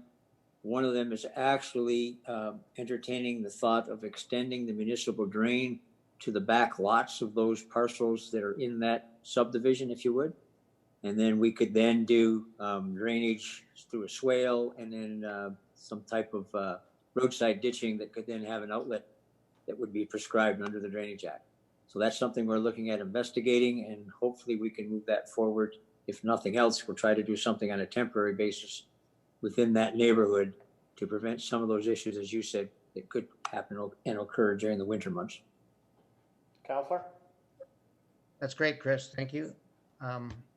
Next issue is in regards to storm sewer fees that some of the residents on the urban side of the lands around Port Colborne that have been receiving their tax bills, and they've been a little bit confused in regards to the stormwater service fees. On the website, it does go into a good explanation in regards to the fees that are going to be charged. It's a little inconsistent or difficult to follow with regards to your tax bill, because in 2020, according to the website, the storm water fee was supposed to be divvied up amongst the 4 tax bills, and it's not coming. It hasn't come out that way this year. But going further from that, there are some of the residents on the urban area are actually, the drainage of their properties are impacted by municipal drains. There is nothing that explains in these fees what or how those fees that these people that are on the municipal drains will be impacted. I have talked to Chris about this.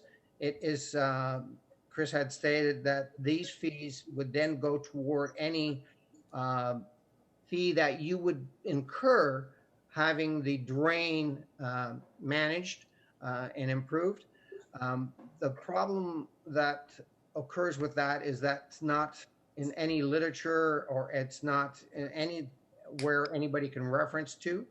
The other aspect on that is that it's sort of like building up a bank account towards your taxes. And if at the end of the day, a resident was to sell their property, that value of that bank account that they built up would be lost by them. And it could get to be some significant dollars for some individuals. So I'm just wondering if we could put together a explanation that could go along with what's there to deal with those properties, those rural properties that are captured by the urban storm sewer boundary. So I'll go to Mr. Lee and then Mr. Bowles. Through you, Mr. Mayor, to Council and specifically Councilor Wells. Yes, as you had indicated, we've had discussions on this in the past as to how those dollars would be paid out. I don't disagree with more explanation would be of a benefit to folks. And we've actually had that discussion most recently amongst staff here within the engineering group as to how those billings would go out and as to how the storm sewer fund is being generated and how we should spend that and recommend to council to spend that, I should say. That being said, what I've sort of come to a conclusion with staff and what we'd like to do is bring a report to council for information purposes, which will sort of lay out, if you would, the procedures and the process, speak to the so-called bank account that you referenced and what that means and how individuals are contributing to that and how council then spends those funds within certain areas within that urban storm sewer system envelope. That being said, I'm hoping that report can come to council in the end of the summer of 2020 sometime with some ideas, some thoughts, and some recommendations. And it will also be followed also with the roadside ditching one that we were talking about, and we've had some discussions offline, if you would, with regards to how we could fund that and pull the roadside ditching program potentially out of the levy. So those two reports would go in conjunction with reflecting the same thought process and the same reasoning behind it. So I'm hoping to have those before the end of the summer in front of council. Okay, thanks, Chris. Mr. Bowles, anything to add to that? Maybe just to add to, I think the first observation about the $105 fee, to the counselor, I have had a chance to look at the website and we agree we can update that and make that more maybe explanatory on how that works. So we can make some improvements there. With respect to the installment charge, the bill is a little confusing the way it comes out, but again, I guess it goes back to the website. With some improvements on there, we can show how that is actually being billed per installment. Because in fact, the 105 is billed over the 4 installments. The bill itself makes it look like it's being billed all at once. It is a communication issue that we will have to address. Okay, Councilor Walls? That's great, Brian. Thank you. I have 2 final issues, and they sort of go together. And I'll start with the easy part of this one. This is directed through you, Your Worship, to Chris Lee, with regards to the status of the report on establishing the process for road end requirements. I'm just wondering where you might be with that, Chris. Through you, Mr. Mayor, to Councilor Wells. We've had some initial meetings with staff specific to that topic. The only thing that I can say to that right now is that we would like to hold probably 1 or 2, at least 2 public meetings that we can get public input before we finalize this report. I think that those comments would be essential before we can make an educated recommendation so that we can have feedback from the municipality's residents specific to the roadside entrances at the lake, but also with some of the other entrances that have been brought up, specifically like Councillor Beauregard brought one up with another area where a roadway goes into a park and people have been parking there, and some of the local residents have had some concerns. So the key thing is, in our opinion at staff level, is that we need to have that public input first before we can then come forward with what we consider to be a positive recommendation. Councillor Wells? Thanks, Chris. I do appreciate the need for public input, and I'm all in favor of waiting until we can do that. And I'm looking forward to seeing that and having that public input so we can do a good job on what we're on those problems that we have there.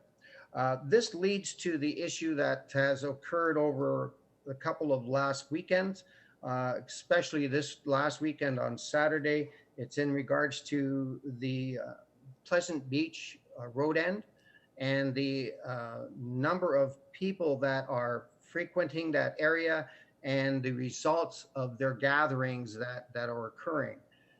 It is appreciated that our bylaw staff are there a number of times during the day and up until 6 o'clock. But some of these issues that are occurring at the end of Pleasant Beach Road are occurring after 6 o'clock. They are involving large numbers of people. They are involving liquor. The police have been called several times in regards to it. It seems to be out of control at this point in time. And I think we need to put something in place, even if it's only temporarily, in order to gain control back of that end of the road. I'm just wondering if there's anybody within planning or engineering or corporate services or any other council members that might have some suggestions that we could temporarily do, maybe even temporarily closing the end off or doing something just in order for us to get through this situation that I believe is caused by the pandemic. Thank you, Councillor. I saw Councillor Bodnar waving his hand. Councillor Bodnar? Thank you. I was going to talk about this on my dime, but I'll use Harry's. Look, this is serious. This past weekend especially was a young person got pretty seriously hurt there in a fight. And I had asked Mr. Mayor if you would look at obtaining some police reports on what went on Saturday night. I was there, but it was after the fact. The ambulance was still there, the police were still there, and I think we need to put our heads together and do something in the short term, whatever we can do, and make a plan for the longer term. And I do agree with Harry. I think this has been a pent up, thing, people just waiting to break loose. But we can't put up with this. This just isn't fair. I don't think we should have our bylaw people in the midst of this trying to break up a large group of young people that are consuming alcohol. And, it's just not a safe situation. There's certainly eliminating if this goes on, I don't know, maybe it's a one-off or two-off because it was 2 weekends. But there's a number of things. There's the campground, apparently, and Mr. Mayor, I asked also if staff could confirm this, that they did sell parking spots that really increased the amount of people that were down there. And there was some concern that the restaurant was maybe over serving people, or at least there was a concern there. I know that's not our gig, but we're the ones that are right there. We should find out who can look into that. But I think that there needs to be some immediate relief for the people down there. This isn't safe for just people that want to go to the beach down there. And very shortly, it's going to get worse because this crowd spilled over onto Shirks and Shores property, and Shirks and Shores is in the process of putting up a fence to fence off all that property. And where the people are going to be all squished into the end of Pleasant Beach on our 66-foot road allowance. So this could get real ugly really fast. maybe even more than what we've seen.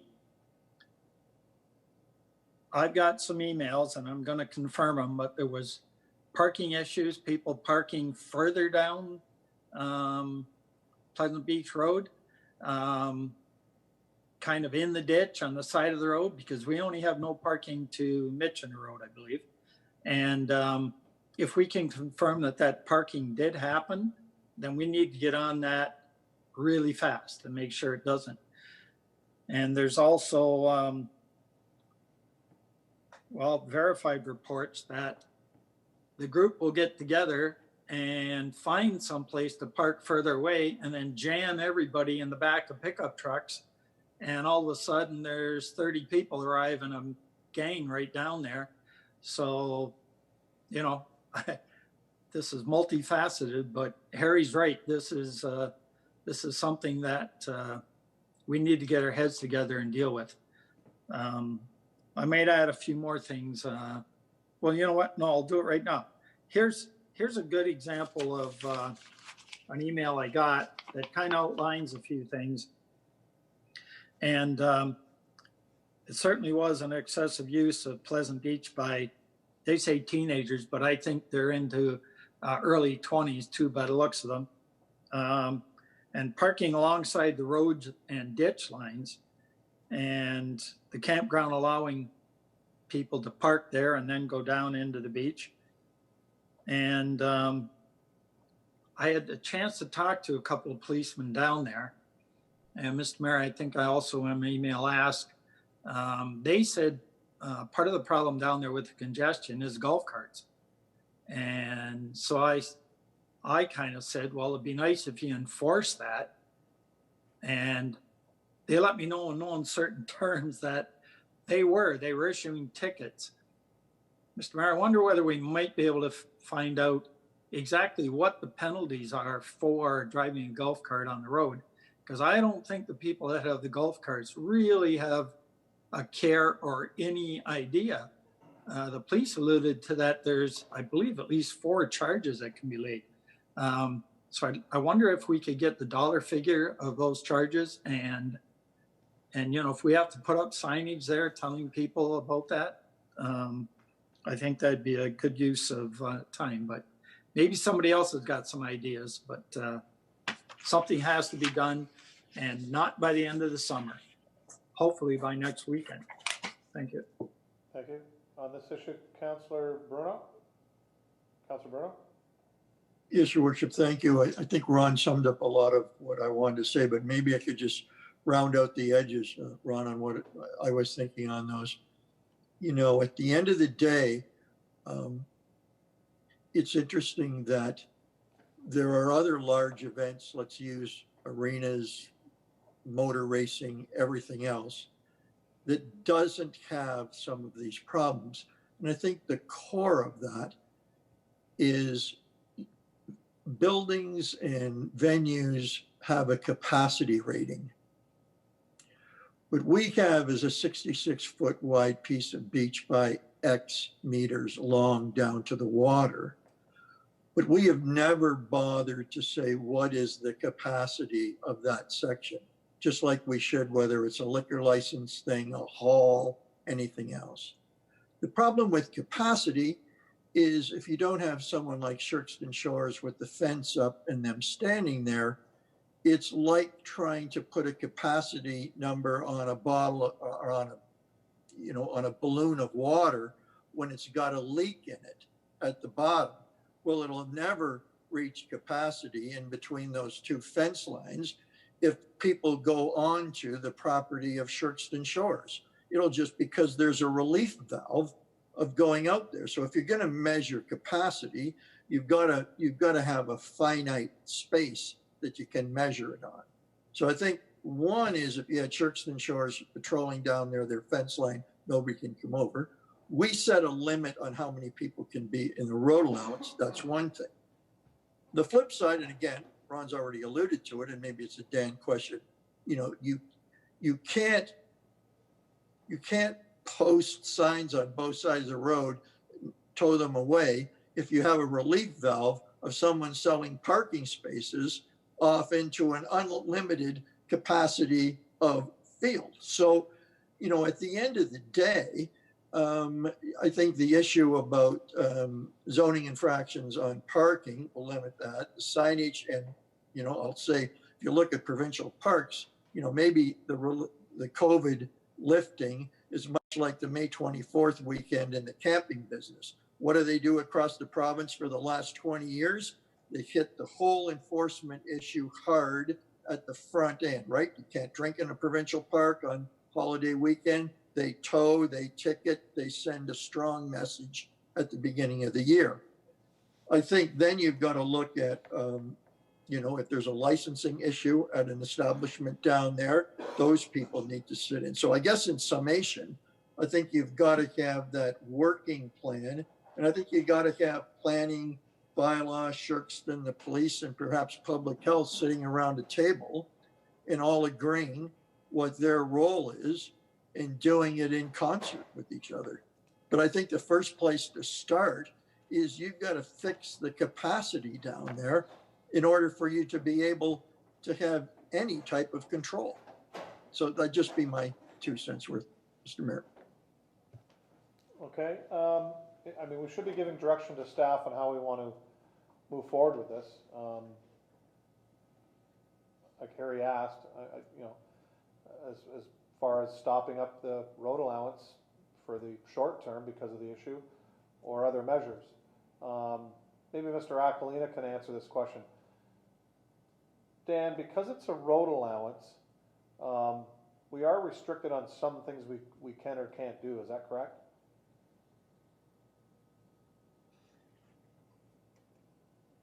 Thank you, Mr. Mayor. To answer that question, the municipality has regulations for parking that we put in place, I'm going to say now about 5 or 6 years ago, that restricts to where you can and you can't park. So if council wants to increase the amount of fines for people that are parking, that is a possibility. We already have the towing that is taking place.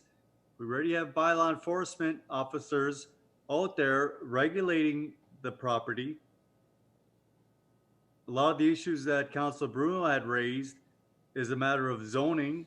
Is there infractions that are taking place down there? We need to have the complaints made for staff to investigate, and then the possibility of looking at what penalties we could put in place, whether that is something we could do through the administrative monetary penalty system, to have tickets issued there on the spot if we have amps set up to enable that to take place. So as what council is saying, this issue of Pleasant Beach has been ongoing for years. And I don't know if it's an easy fix, but it's got to get better. I'll say that, Mr. Mayor. No, but what I was asking, Dan, is really the portion of the sand area from the pavement end down to the water line. As far as restrictions, because it's a road allowance, it's not a public beach, it's a road allowance. Are there restrictions of what we can or can't do in that particular area? And I think that's what Councillor Bruno was talking about with regards to numbers. Can we, like, we just can't put a gate across, put students there in charge to get on the beach and keep track of how many people are on the beach, and then we stop people from going on it. Because it's not like Nickel Beach or Centennial Beach, although Centennial Beach is free, where we can charge. But where I'm getting at is because it's a road allowance, do the rules treat it differently? Mr. Mayor, my belief, I'm not a lawyer, my belief, because it's municipal property, the council has the ability and the authority to do what they want to have in place on the public property. Okay, all right then, that's good for us. So council, I would, I've got Councillor Clayliff on this issue. Through you, Mr. Mayor, to, I guess, Mr. Aquilina, do we as a town or as a city have the ability to hire a private security company such as Shirkston has and post security guards at that road end on the weekends, 24 hours or through the night anyway, through the daytime, and just say the road, this road is closed. This road, end of road closure is not an, it's closed. It's closed and you cannot come on here, anyone. I'll let Mr. Louis answer that. Sure, through your worship to Councillor Clayliff, I believe we could use private security to enforce any kind of behaviors that aren't desirable there. Can't lay a charge the way that a regional police officer could. We could lay a bylaw charge if we appointed them at a council meeting. They're workers of the security company, but we could also ask people to leave if there's unapproved activities, alcohol consumption, any kind of activity that's not desired there. We could ask people to leave because it is municipal property. It's just a question of budget, making sure that we have money to actually pay the security contract. And we could probably find it, I'll defer to Director Bowles, we could probably find it in existing operations to do for, say, if it's weekends only for July and August, that's only 16 or 20 days. Maybe that's a direction council would like to direct staff to go in. I'm just asking that question, Mr.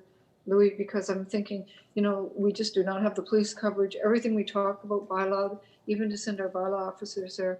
But when I hear Councillor Bodner and Councillor Bruno talk about the security at Sherkston and how successful it is, I think to myself, what if we had that same type of security at the road end and just, I would probably basically just say road closure due to pandemic, that this is, the road's closed and no admittance. But again, I'm not sure how that would work. Okay, thank you. Councillor Demery. Thank you, Mr. Mayor. In listening to all of this, and I do recognize that this is a huge issue, and it's really, it's a problem that needs to be dealt with today, not a month from now even. I can really only see a couple of ways to go here. Either we can put some security or some students at the, gate it, put some security or students there, charge an entry fee, first define capacity to make sure that we've got the right number of people. And we all know that when you pay for something, it doesn't tend to get used in the same manner. That's one thing. But another thing, it also does have this control in place as to the numbers of people and where they may be parking. So there's that, or we can stop it up completely for 2020 and say, closed due to COVID, put a security guard on there and no one goes on the beach for anything. But the local residents won't like that either. So someplace between those things is, I think, where we should go. And I really would like us to consider gating it and charging to go on it, but defining capacity first. Councillor Bruno. I think I would caution the paying portion as sending the message that this is now a beach for public attendance in a mindset way going forward. I mean, I'd like to be getting them to go to Nickel Beach or Centennial Beach, proper beaches that are set up with washrooms, places where we want to direct people. I think, you know, the idea of working with Sherkston and a security there with a counter, when it hits that many people, no more can go down. I mean, we see it now under COVID in our everyday lives, right? So many in the store, right? Till somebody comes out, nobody else can go in the store. That's the same deal with the beach. Once you set that capacity, and you know, maybe it's working with fire, police, and other people on that, but I think, and it has to, I agree with all of you that it has to be done quickly, but I think to do this in a coordinated way, the quickest way is to get these 5 or 6 people of planning, right, bylaw, Sherkston, the police, and public health in a room. I mean, we're tossing around ideas here, but we're not going to come to the conclusion here tonight. But I think we need to hand it to the professionals with our desire. And I think if capacity is at the root of it, everybody else will come out, whether, you know, you need some more tow-away signs down there further up the road and you tow. But you know, the one thing you can't do is have a relief valve to capacity. I mean, you can't create more or have more parking and then not have a big problem of now everybody standing in front of the security guard who walk down the road trying to get in. So, you know, it's got to be coordinated, and it's got to have a few of those pillars in it, I think. I think that the start is to get those people I mentioned in a room and talk this through. Councillor Wells? I think in my opinion, one of the issues is how we address that area. Everybody, even tonight, keeps addressing it as Pleasant Beach. It is a road end. We always fail to add that road end or to it. And so everybody says, hey, where are you going? Oh, I'm going to Pleasant Beach. Well, Pleasant Beach is 66 feet of Lake Erie. It isn't really, we need as a city, and I think Gary said this in one of his emails to one of the letter or emails that he received, is we need to decide on whether the road ends at Rudders or it ends at Lake Erie. We have sold road ends in that area. We've sold Michael Road End. We've sold Empire Road End. We as a community or as a city, I believe in this, Dan, you can correct me on this, is we can identify where that road ends. If that road ends at Rudders, then the rest of that is city property, which we can control. It is no longer at that point in time a thoroughfare, but it's a city property, and we can control what happens on that designated or section of area. So I think as a city, we need to decide on whether that is going to be identified as a beachfront, or is it going to be identified as a road access. That's my opinion. And just to confirm with Ron, yesterday when I was down there, I stopped on Pleasant Beach Road and spoke to some people that were walking down it, and they had parked up on Michener Road, and they are walking down from that far away, which is about 1 kilometer away. So they're actually parking because they couldn't park at the end of the road. They went up to Michener Road. They saw all the no parking signs, but they went up to Michener Road, parked on Michener Road, and then walked down. So we're getting people that are willing to walk quite a distance to go to this beach. So it does have value. And the other problem I think we have, in my opinion, is that if we have bylaw there or somebody there part-time, the people are skating around that. As Ron had alluded to, people will go down there, they will say, oh, bylaw just left, you can come down and park. And they've been parking even in some of the American cottage driveways down there, and identifying locations like that within the fire lanes. So it is a serious issue, and it's being taken advantage of. And I think we need to do something, as Ron said, immediately. Councillor Clayliff?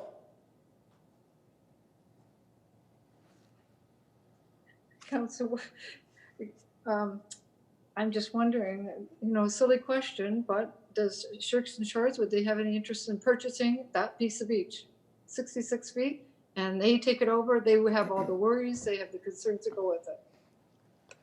Councillor Bodnar? Not sure we want to go there. I don't want to go there.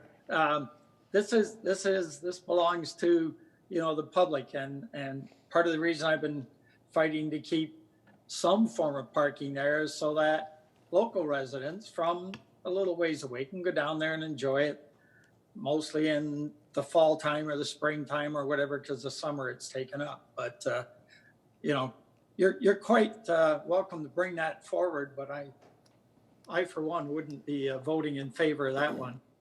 But Councillor Wells, could I ask you, could there not be some kind of a deal, the same as the other people have, where they can get in, local residents could access? I'm only asking, I'm being the devil's advocate, because all I hear are all the issues, all the problems, all the troubles, what we can do. Councillor, can I let CAO Louis jump in on this? Sure, through your worship to Councillor Clayliff, I think it is a fair question. I think that, we're talking about a long-term solution, we're talking about a short-term solution. I think the fact is that any long-term solution should be considered I think much like Chris Lee presented about the road ends, this solution should be subject of public meetings that include the residents and the visitors to that area of the city. I think council will have a myriad of options available to them. But on this particular note, I don't even have a staff report yet because this has happened so recently. So don't shoot the messenger. I am in receipt of an offer from the operators of Pleasant Beach Campground and Rudders, which may not be politically appetizing to council, to allow them to operate the road end for the rest of the summer, like till Labor Day or something, and to clean garbage and handle security and handle parking and handle washrooms. Like I said, this is only in the last few days. I haven't even had enough time to write a staff report. I couldn't even get it before council until July. I can't remember what the meeting date is, the first council meeting of July. But there is a private sector opportunity that's presented itself to staff, and I haven't sent that to council yet, but other private sector providers might want to also entertain an offer or make an offer to council. Okay, Councillor Wells? With regards to selling it, if we go down that road, I really believe that what Ron had said, there's going to be a lot of uproar about that. That whole community was based upon access to the beach. That whole little area is all based upon public access to the beach. We're actually even getting some kickback right now in regards to Shirkston Shores not providing residents right away into the beaches. That was part of a deal that was set up with them in the purchase of their properties. So there is some concerns that by selling that property or eliminating the public access to those residents, it's going to create a lot of disturbance. So can we leave here tonight with a short-term solution? I believe what CIO Louis brought forward is more long-term, and obviously Ashley and Nicole through their master plan, I mean, obviously they could look at this as being an actual beach down the road, or it's a road allowance, I mean, however we want to make that, but I think that's too long-term. I think Councillor Wells is 100% correct. As of last Friday, between conversations of myself, the CAO, and bylaws, the CAO authorized bylaws to go extra hours on the weekend because of the issues down there. And I know they've ticketed cars, they've towed cars. They did coordinate with our local regional police on their patrols down there and letting them know that we were upping our presence in that area. But it is, and I hate to say it this way, it's taxing, not in just the residents that live down there, but it's costing us a lot of money on and on and on. I mean, this issue has been going on for years, and it's really culminated in the last few weeks. You know, you can go as far as, we can check tomorrow to hire police officers for the weekend, like we do at our events, and we pay a police officer to stand down there and patrol that road end and what's going on. But again, it's a cost to us. So I don't want to walk out of here tonight. We've had a great discussion without a finality to this. We need to give staff direction. We need to answer the concerns of the residents in the area, and also some of our residents in town. I mean, I've spoken to some guys that go down there surfing. They've never been an issue to anything. They go down, they surf, and they leave. But now they're getting bunched in with the riffraff, I'll call them that are getting down there drinking and leaving their garbage and whatever else is going on. And it is. And they're speeding down there. They're pretty vulgar language towards the residences when they confront them as far as illegal parking and speeding. So it is a myriad of issues. So if you do go out and hire a couple of cops, it's not going to be cheap, but it can fix a problem very quickly. So that is an option you can have. So I'll go to Councillor Bruno. Your Worship, I think with this being Monday, if we can't get our planning staff, a representative from Shirkston, local, someone from the police, and liquor license or public health into a room by Wednesday morning, that would be very disappointing. And I can't help but think that coming out of that meeting in 2 or 3 hours, and perhaps the 2 ward councilors should be there with some concrete solutions for that very weekend. I think you've got to, those are the key parties that are going to make or break a short-term or a long-term solution. I can't think of anything less than not putting them in a room Wednesday morning and sorting out who's going to do what this Saturday. I don't think it's a monumental task. CAO? Through your worship to Councillor Bruno, I feel like this is going to ring a little bit hollow, but your schedule is very ambitious. There's 2 liquor inspectors for all of Hamilton to Fort Erie.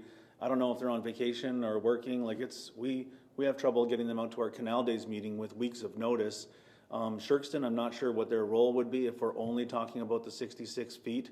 I'm more than willing to try to get that meeting together with city staff and the outside parties. I can call public health. I can call the police.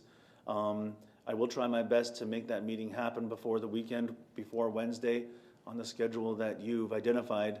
I just don't know, and then this is another time it might ring hollow, I just don't know if the solution is close at hand, other than some kind of a permanent, as the mayor has suggested, staffing or Friday, Saturday, Sunday staffing solution, because some of the activities are permitted. The restaurant, as far as I know, the parking for money is permitted on the private property. As long as people aren't drinking, they're allowed to access the facility. What we want to do is get the unsavory behaviors out of there, and that's going to require an almost constant presence from some kind of authority, whether it's bylaw, security, or police on site. So I will do my best to get those players at a meeting. I just am not holding my breath for a silver bullet result. Yeah, the liquor inspectors don't need to be there. They only look after licensed establishments. So if we're looking at liquor on the beach, that is the NRP. I think if you can get the NRP, somebody from public health, our city people, and I would invite Shirkston because it does, it's abuts their property. If you can get that together by Wednesday, at least we can start that avenue. But I think coming out of tonight, guys, we need to have a concrete motion to staff what the heck you want to do, starting basically tomorrow morning. There has to be a short-term solution and a long-term solution. I think what the CAO can do can actually carry us long-term, and I mean through the summer, but getting that meeting together and trying to coordinate things all of a sudden Wednesday, and you're trying to hire somebody for Thursday or Friday, Saturday, Sunday, the timelines are slight. So I think you need to give positive direction so staff knows exactly what you want them to do going into the weekend. And I think, to be quite honest, out there, the weekend starts almost every day there. I mean, when people are off, every day is a Saturday. So I'll go to Councillor Desmarais, then Councillor Bodnar. Thank you, Mr. Mayor. From all of what I've heard, Councillor Bruno is on target with having the meeting. I think that's a very good idea, but that is not as short term as we need it to be. So in the interim, maybe we could get NRP hired for the weekend only, because that carries more weight than it does having a student there, or having a bylaw staff there. Having a police officer makes a huge difference. And if we could do that even just for a few days while the other wheels are in motion, just maybe give staff the ability to hire those officers when needed, and go forward with trying to put a solution together. But I think we need to do that with before anything else. We need to give the ability to hire a couple of officers for weekends only, or for targeted days. That would work. I think that would work and go a long way. Can we direct our CAO to start on that tomorrow morning? Yes. So you'll put that motion forward? I do. Can I get a seconder to that? Councillor Wells? Oh yeah, definitely. So just going to staff, I'll have the CAO speak, and actually we need our treasurer, Mr. Bowles, to speak too, because it is money that we have to spend. He's going to have to find it somewhere. So CAO first. Yeah, through your worship to Councillor Desmarais. So presuming this motion passes, and I think it will, I will work on getting a paid duty officer or two. That's a police officer that is off duty but being paid by the city. My recommendation, and I'll defer to your confirmation of this, is that we use the added bylaw staff we have in the daytime hours. We seem to be, I know it's not perfect, we seem to be able to stay on top of parking and crowds in the afternoon, and probably three hours or so, maybe starting at 7 o'clock at night, get the campfire people away, get the alcohol consumers away. And I tend to think that unless someone corrects me, after 11 o'clock, the police should be enforcing on their own enforcement routine. So we're looking at 3 or 4 hours in, I would call, the dusk hours of Friday, Saturday, and Sunday this weekend, with an eye towards keeping it going. If that's what the motion has in mind, then that's what I'll do. That works for me. Okay, Councillor. Before I go to Ronnie Bodner, Brian, do you have anything to add as far as the money goes? Through the mayor to council, it's very clear that this is an issue that's pressing the community. We'll find a way to make it work within budget and update you on those costs as we solidify them. Okay, thank you. Councillor Bodner? Thank you, Mr. Mayor. Through you to the CAO. You have something presented by Rudders and the campground to look after the beach. It would seem, okay, let's go back. 2 weekends ago, our staff was down there. Bylaw did a great job. They went and talked to the owner at Rudders, who's the father of his daughter owns a campground. Asked them if they would not allow people to park at the campground because it was seemingly creating a problem with the beach with the extra people. I went right after that and talked to the owner at the restaurant, and he confirmed that he had called his daughter at the campground and asked her not to do any more of that for that day, I believe anyways, or maybe the next day. Here's my proposal. They've put a proposal in to run it. If they even want to see the light of day with that proposal, stop parking people at the campground. I would love to see council support that.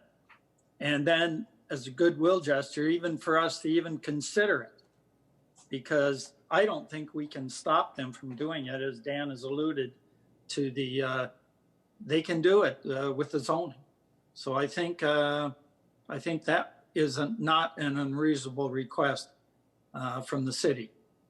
Can bylaws? Councillor, can we deal with the motions on the floor first? I was hoping that was part of it, but okay, yep. Well, no, I That's think good. that is, it can be part and parcel, but I think this is the immediate ask that council wants. I think that's more of a longer term moving forward ask, which is going to take more than just getting help for this weekend. I think the staff can work on that, but if we can deal with hiring of the NRP for the short term, we've got a mover, which is Councillor Desmarais. I've got a seconder, which is Councillor Wells. On that issue, any questions on the police issue? Anything, Councillor Bodner? I'll come back to you after. Yeah. Okay, I'll go Councillor Bruno, then Councillor Wells. Thank you, Mr. Mayor. Yes, just on the police, I think one is you can't get a policeman. You have to get them in twos. Secondly is I think you need to give the police two things. What are the hours you want them there for? And although this is just sidestepping a little bit, going off track, we should have hours then for that road allowance. I mean, it's no use having them there till 11 if we have hours that the beach is open from 6 to 8, right? So that by 8, they're in there throwing people out of that road allowance, if that can be done.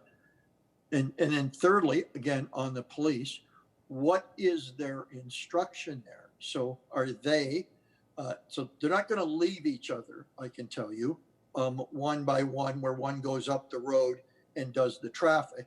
or the parking with one constable down there at the beach. That's just the way that goes. And so, you know, what is the instruction for the police and what are the hours for the police? I think that has to come in this police portion of the motion, which I agree with in the short term. So I would suggest that we see if we can put a curfew at the beach. Yeah, Councillor, can we allow staff between Scott's office and bylaws to work that out? I think specifically our bylaws know the times that are the issues down there, as well as the two ward councillors. So I think we should give them the leeway to work with that and work with the NRP and what works best. And you're right, you're going to get two officers. However, we can also use our bylaws at the same time to do the parking issue side, where they can look after, right, you know, the drinking and all that type of things, and the crowd side along with our bylaws. So if we could give some latitude to our staff to get those things done, instead of pinpointing them here, and I'm sure the NRP will give them their advice too on how best to proceed. Is that all right? Okay. Councillor Wells? I was just going to agree with Scott in regards to staggering bylaw and Niagara Regional Police. I think that's the wise way to go with it. And we can actually, if we can stagger our staff, you know, closer to the noon and then 8 hours from there, and then Niagara Regional Police after that, I think that will cover the beach. But again, as the bylaw officers that have been there, Ron and myself, if we can have some input on that in regards to the timing, I'd be more than pleased to work out something in that regard. I think that by maybe some additional signage saying that the beach will be closed at 8 o'clock at night or 9 o'clock at night, and that will allow us to have people escorted off the beach if we have some sort of signage on that regard. Okay. Is that fine? Okay. So CAO says he's fine with that. Any further questions on the motion that's on the floor? No further questions? All those in favor, raise your hand. That's unanimous. Thank you, Council. Councillor Bruno? Just now that we're done with the police, I think Harry would recognize that he probably made the same mistake he was trying to cut out, and that we're still referring to it as a beach. Yeah. And I think at the end of the day, it's closing the road allowance. And just to what Councillor Bodner brought up, I think when you entertain that kind of proposal, what you're entertaining is how to manage the beach. We don't want to be managing a beach or have someone else managing a beach. We have a problem with the road allowance, period. I agree. Okay, so I think moving forward, I think staff has obviously through the motion, the short-term solution, which they'll move forward with tomorrow. And I think they can move forward with a longer-term solution. Obviously, there are things they can bring back to us that we've heard about, but also talking to a larger group, maybe not necessarily this week, but moving forward, involving the NRP, public health, our bylaws and staff, and Shirks and Shores, because they do abut that. I think Scott understands that, how to move forward. So anything more on the road allowance? Anything more on the road allowance? Councillor Bodner. I just want to say, do not send students out there in any capacity to tell people not to go on the beach. That's not fair to the students. And seeing some of the people that go down there, I wouldn't want my student out there for any reason, any of my employees or anything. So I don't think it's a good idea. Thank you. Okay, so we'll make sure that our CAO talks to bylaws and make sure our seasoned staff are looking after that. Okay, anything further on Councillor Wells' issue with the road allowance? And Councillor Wells, any further questions? No, I'd just like to thank everybody for all the input and seeing the seriousness of the situation. Thank you. Good, thank you, Councillor. Thank councillors for that. It was a good discussion. We could see some light to the end of this road allowance tunnel. Councillor Clayliff. Councilors' issues or inquiries? I'm actually good to go. I said my thanks before and everything's covered. Thank you. Thank you, Councilor. Councilor Demaray. Thank you, Mr. Mayor. I just have two items. First one through you to Mr. Lee. Chris, I'm still hearing from residents to the north end of Janet Street who are really still unhappy with the condition their properties have been left in since the recent construction. They did say that there has been city staff come out, so I knew that you had done that anyway. But they're still looking at some unresolved issues. So possibly you could get staff to go back over there and have another look. Most of this is around driveways and water ponding. The driveways were reconstructed in a way that's got dips and hollows. And these people are really particular about the way those should be. So, and not that I blame them. So if you could do that, I would really appreciate that. Mr. Lee? Through you, Mr. Mayor, to Councilor Demaray. I know that staff has been out there, as you put.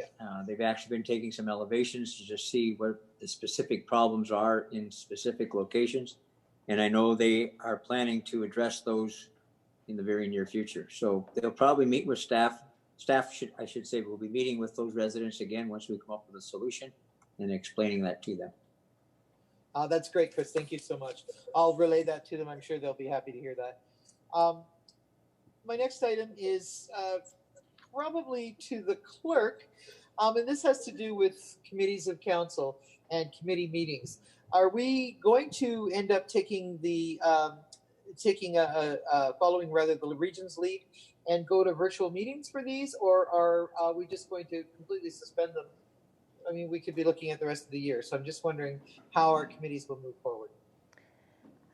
Through the mayor, currently we're watching the provincial orders, and my plan is that once we hit the next number, hoping that we do so shortly, it would be 15 members of the public at once can gather. I would allow citizen committees to operate again in only certain rooms within the city, such as council chambers, that would be large enough. We have started a committee of adjustment. We recognize the importance of that committee, and we made measures to have WeeStream there to stream all the meetings. We're concerned with transparency, so we only want to have the committee meetings if we can do it either in a public forum or have them all streamed. Since that is a bit of money, we are hoping to only limit it to certain meetings. Regarding the citizen committee meetings, there's a lot of subcommittees that are still being run via email and work that can be done. It's the formal meetings that aren't happening currently. We are hoping to get them up and running in the next couple months.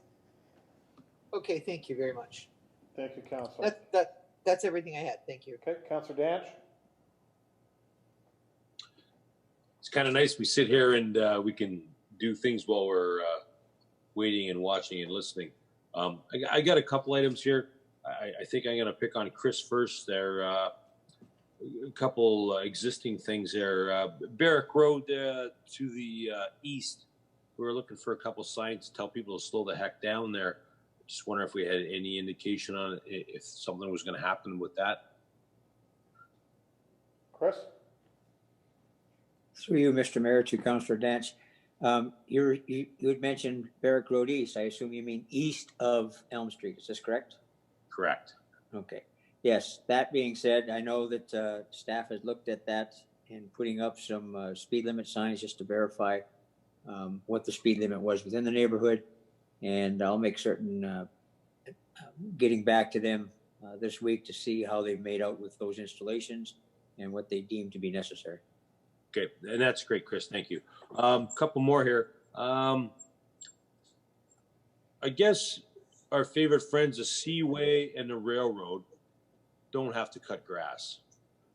Across from the operations center, the area between Bridge 21A or whatever heck it is there, it's about waist height to me.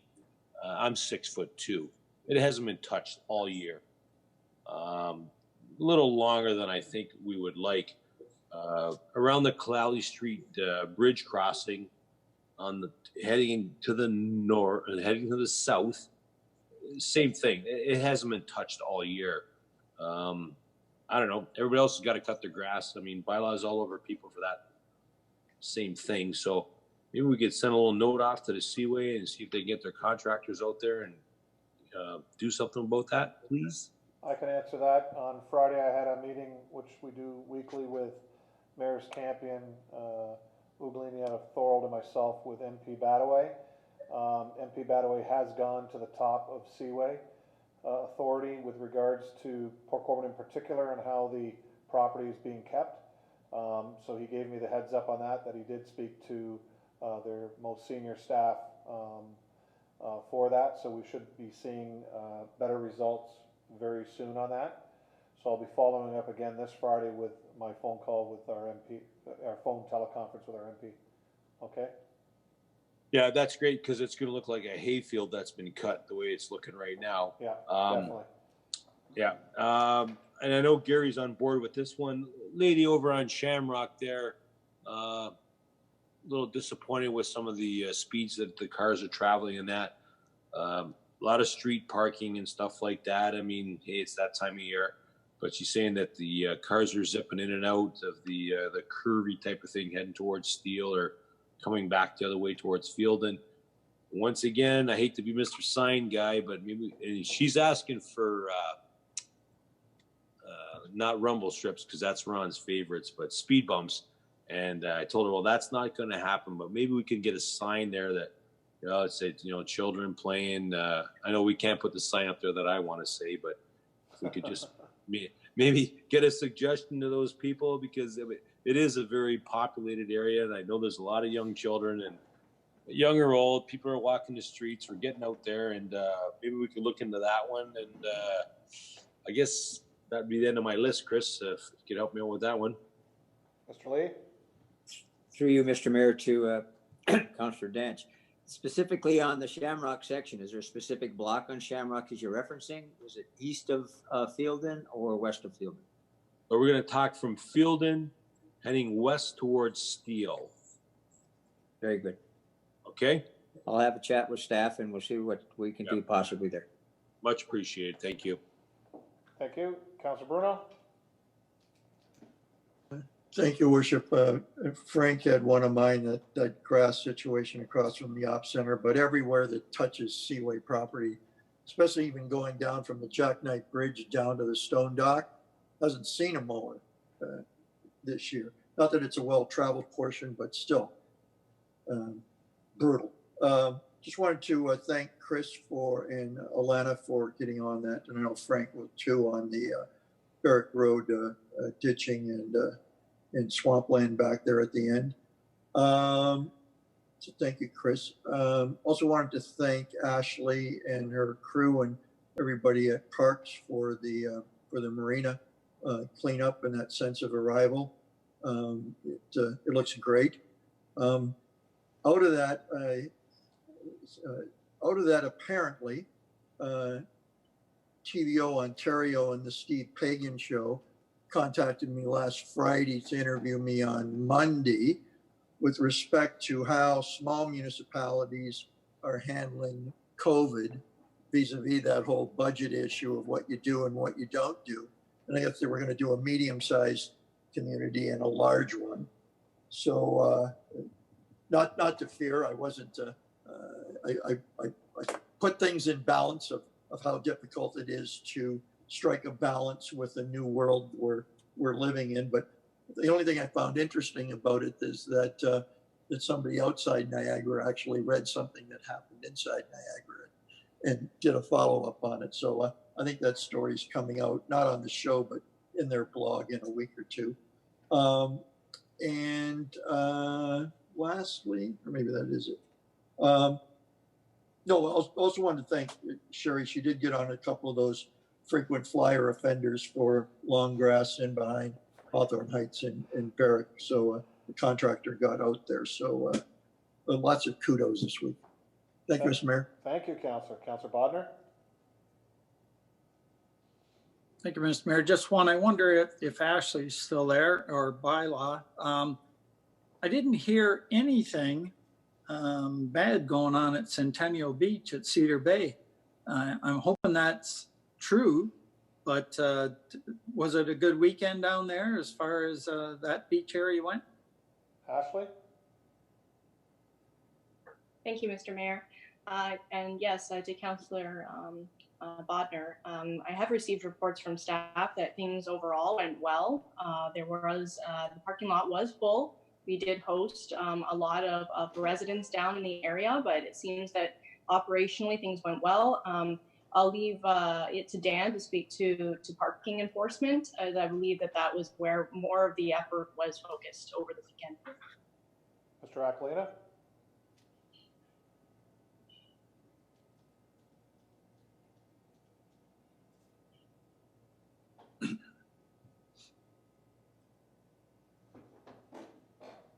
Still there, Dan? Or did we lose him? You might not know he's muted, or he might be gone.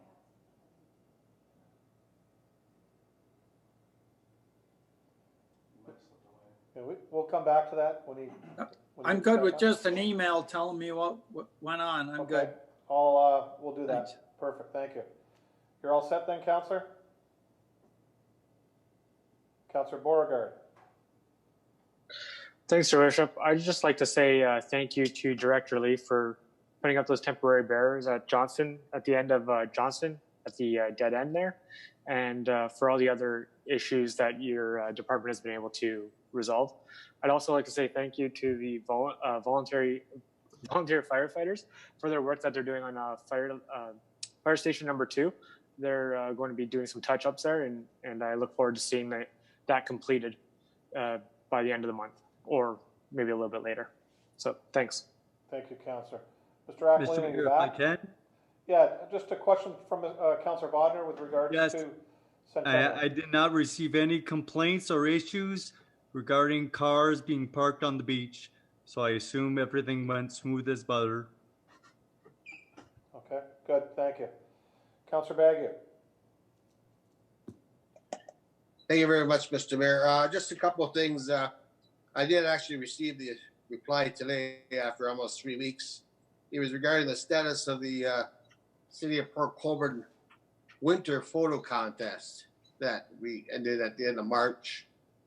And Julian answered me today, and she said everybody's been notified now, and they're finalizing the competition this week by coincidence, and the winners will be announced as part of the candidate celebrations.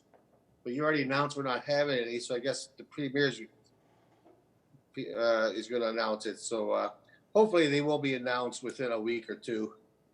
It's been a long time since we had this contest, and I know we had the coronavirus stuff, but it's something that people look forward to, and we got to keep on things like that. The other one is I got a late email today from operations regarding the Stanley Street sidewalk survey. I wonder if Mr. Lee could just explain a little bit what that is about. Chris?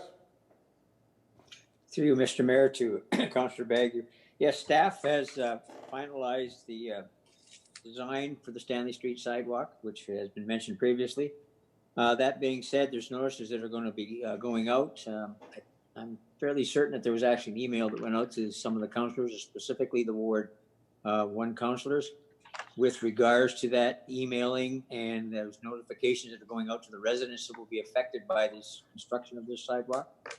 If they have any of the residents, I encourage them, if they have any specific questions or concerns, that they contact us directly at the operations group, and we can answer those. We can meet with them in the field and explain some of the things that we've come up with, and we're more than willing to accommodate them in any way. Councillor Bagu? Thank you very much, Mr. Mayor. One last thing, Mr. Lee, I'm not going to ask you about the Vale Center leaking roof, because I think by the next council meeting it should be all fixed. So then I'll talk to you in 2 weeks about that. Thank you very much, Mr. Mayor. Thank you, Mr. Bagu. Or Councillor Bagu. Seeing no more items, we'll move on to notices of motion. We have one notice of motion this evening, Councillor Claylough.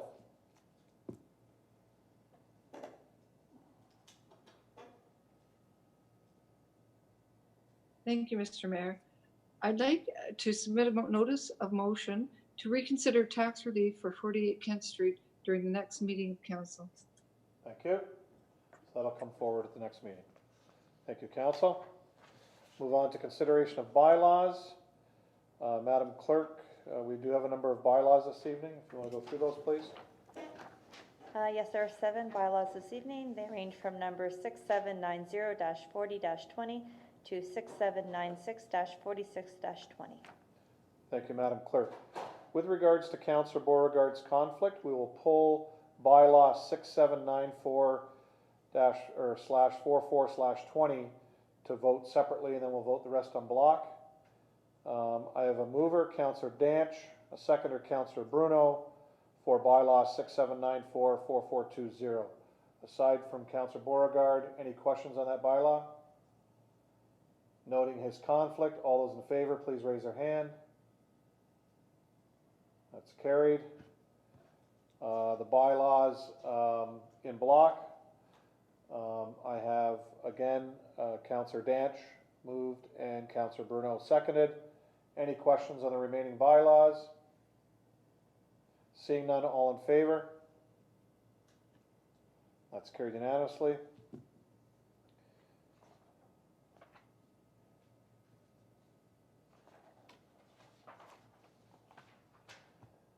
Ladies and gentlemen, members of the public, thank you for joining us this evening. Our next council meeting will be held on July the 13th. We ask you to please stay safe during this time, and the meeting is now adjourned. Thank you. Thank you. I kind of like this, you know.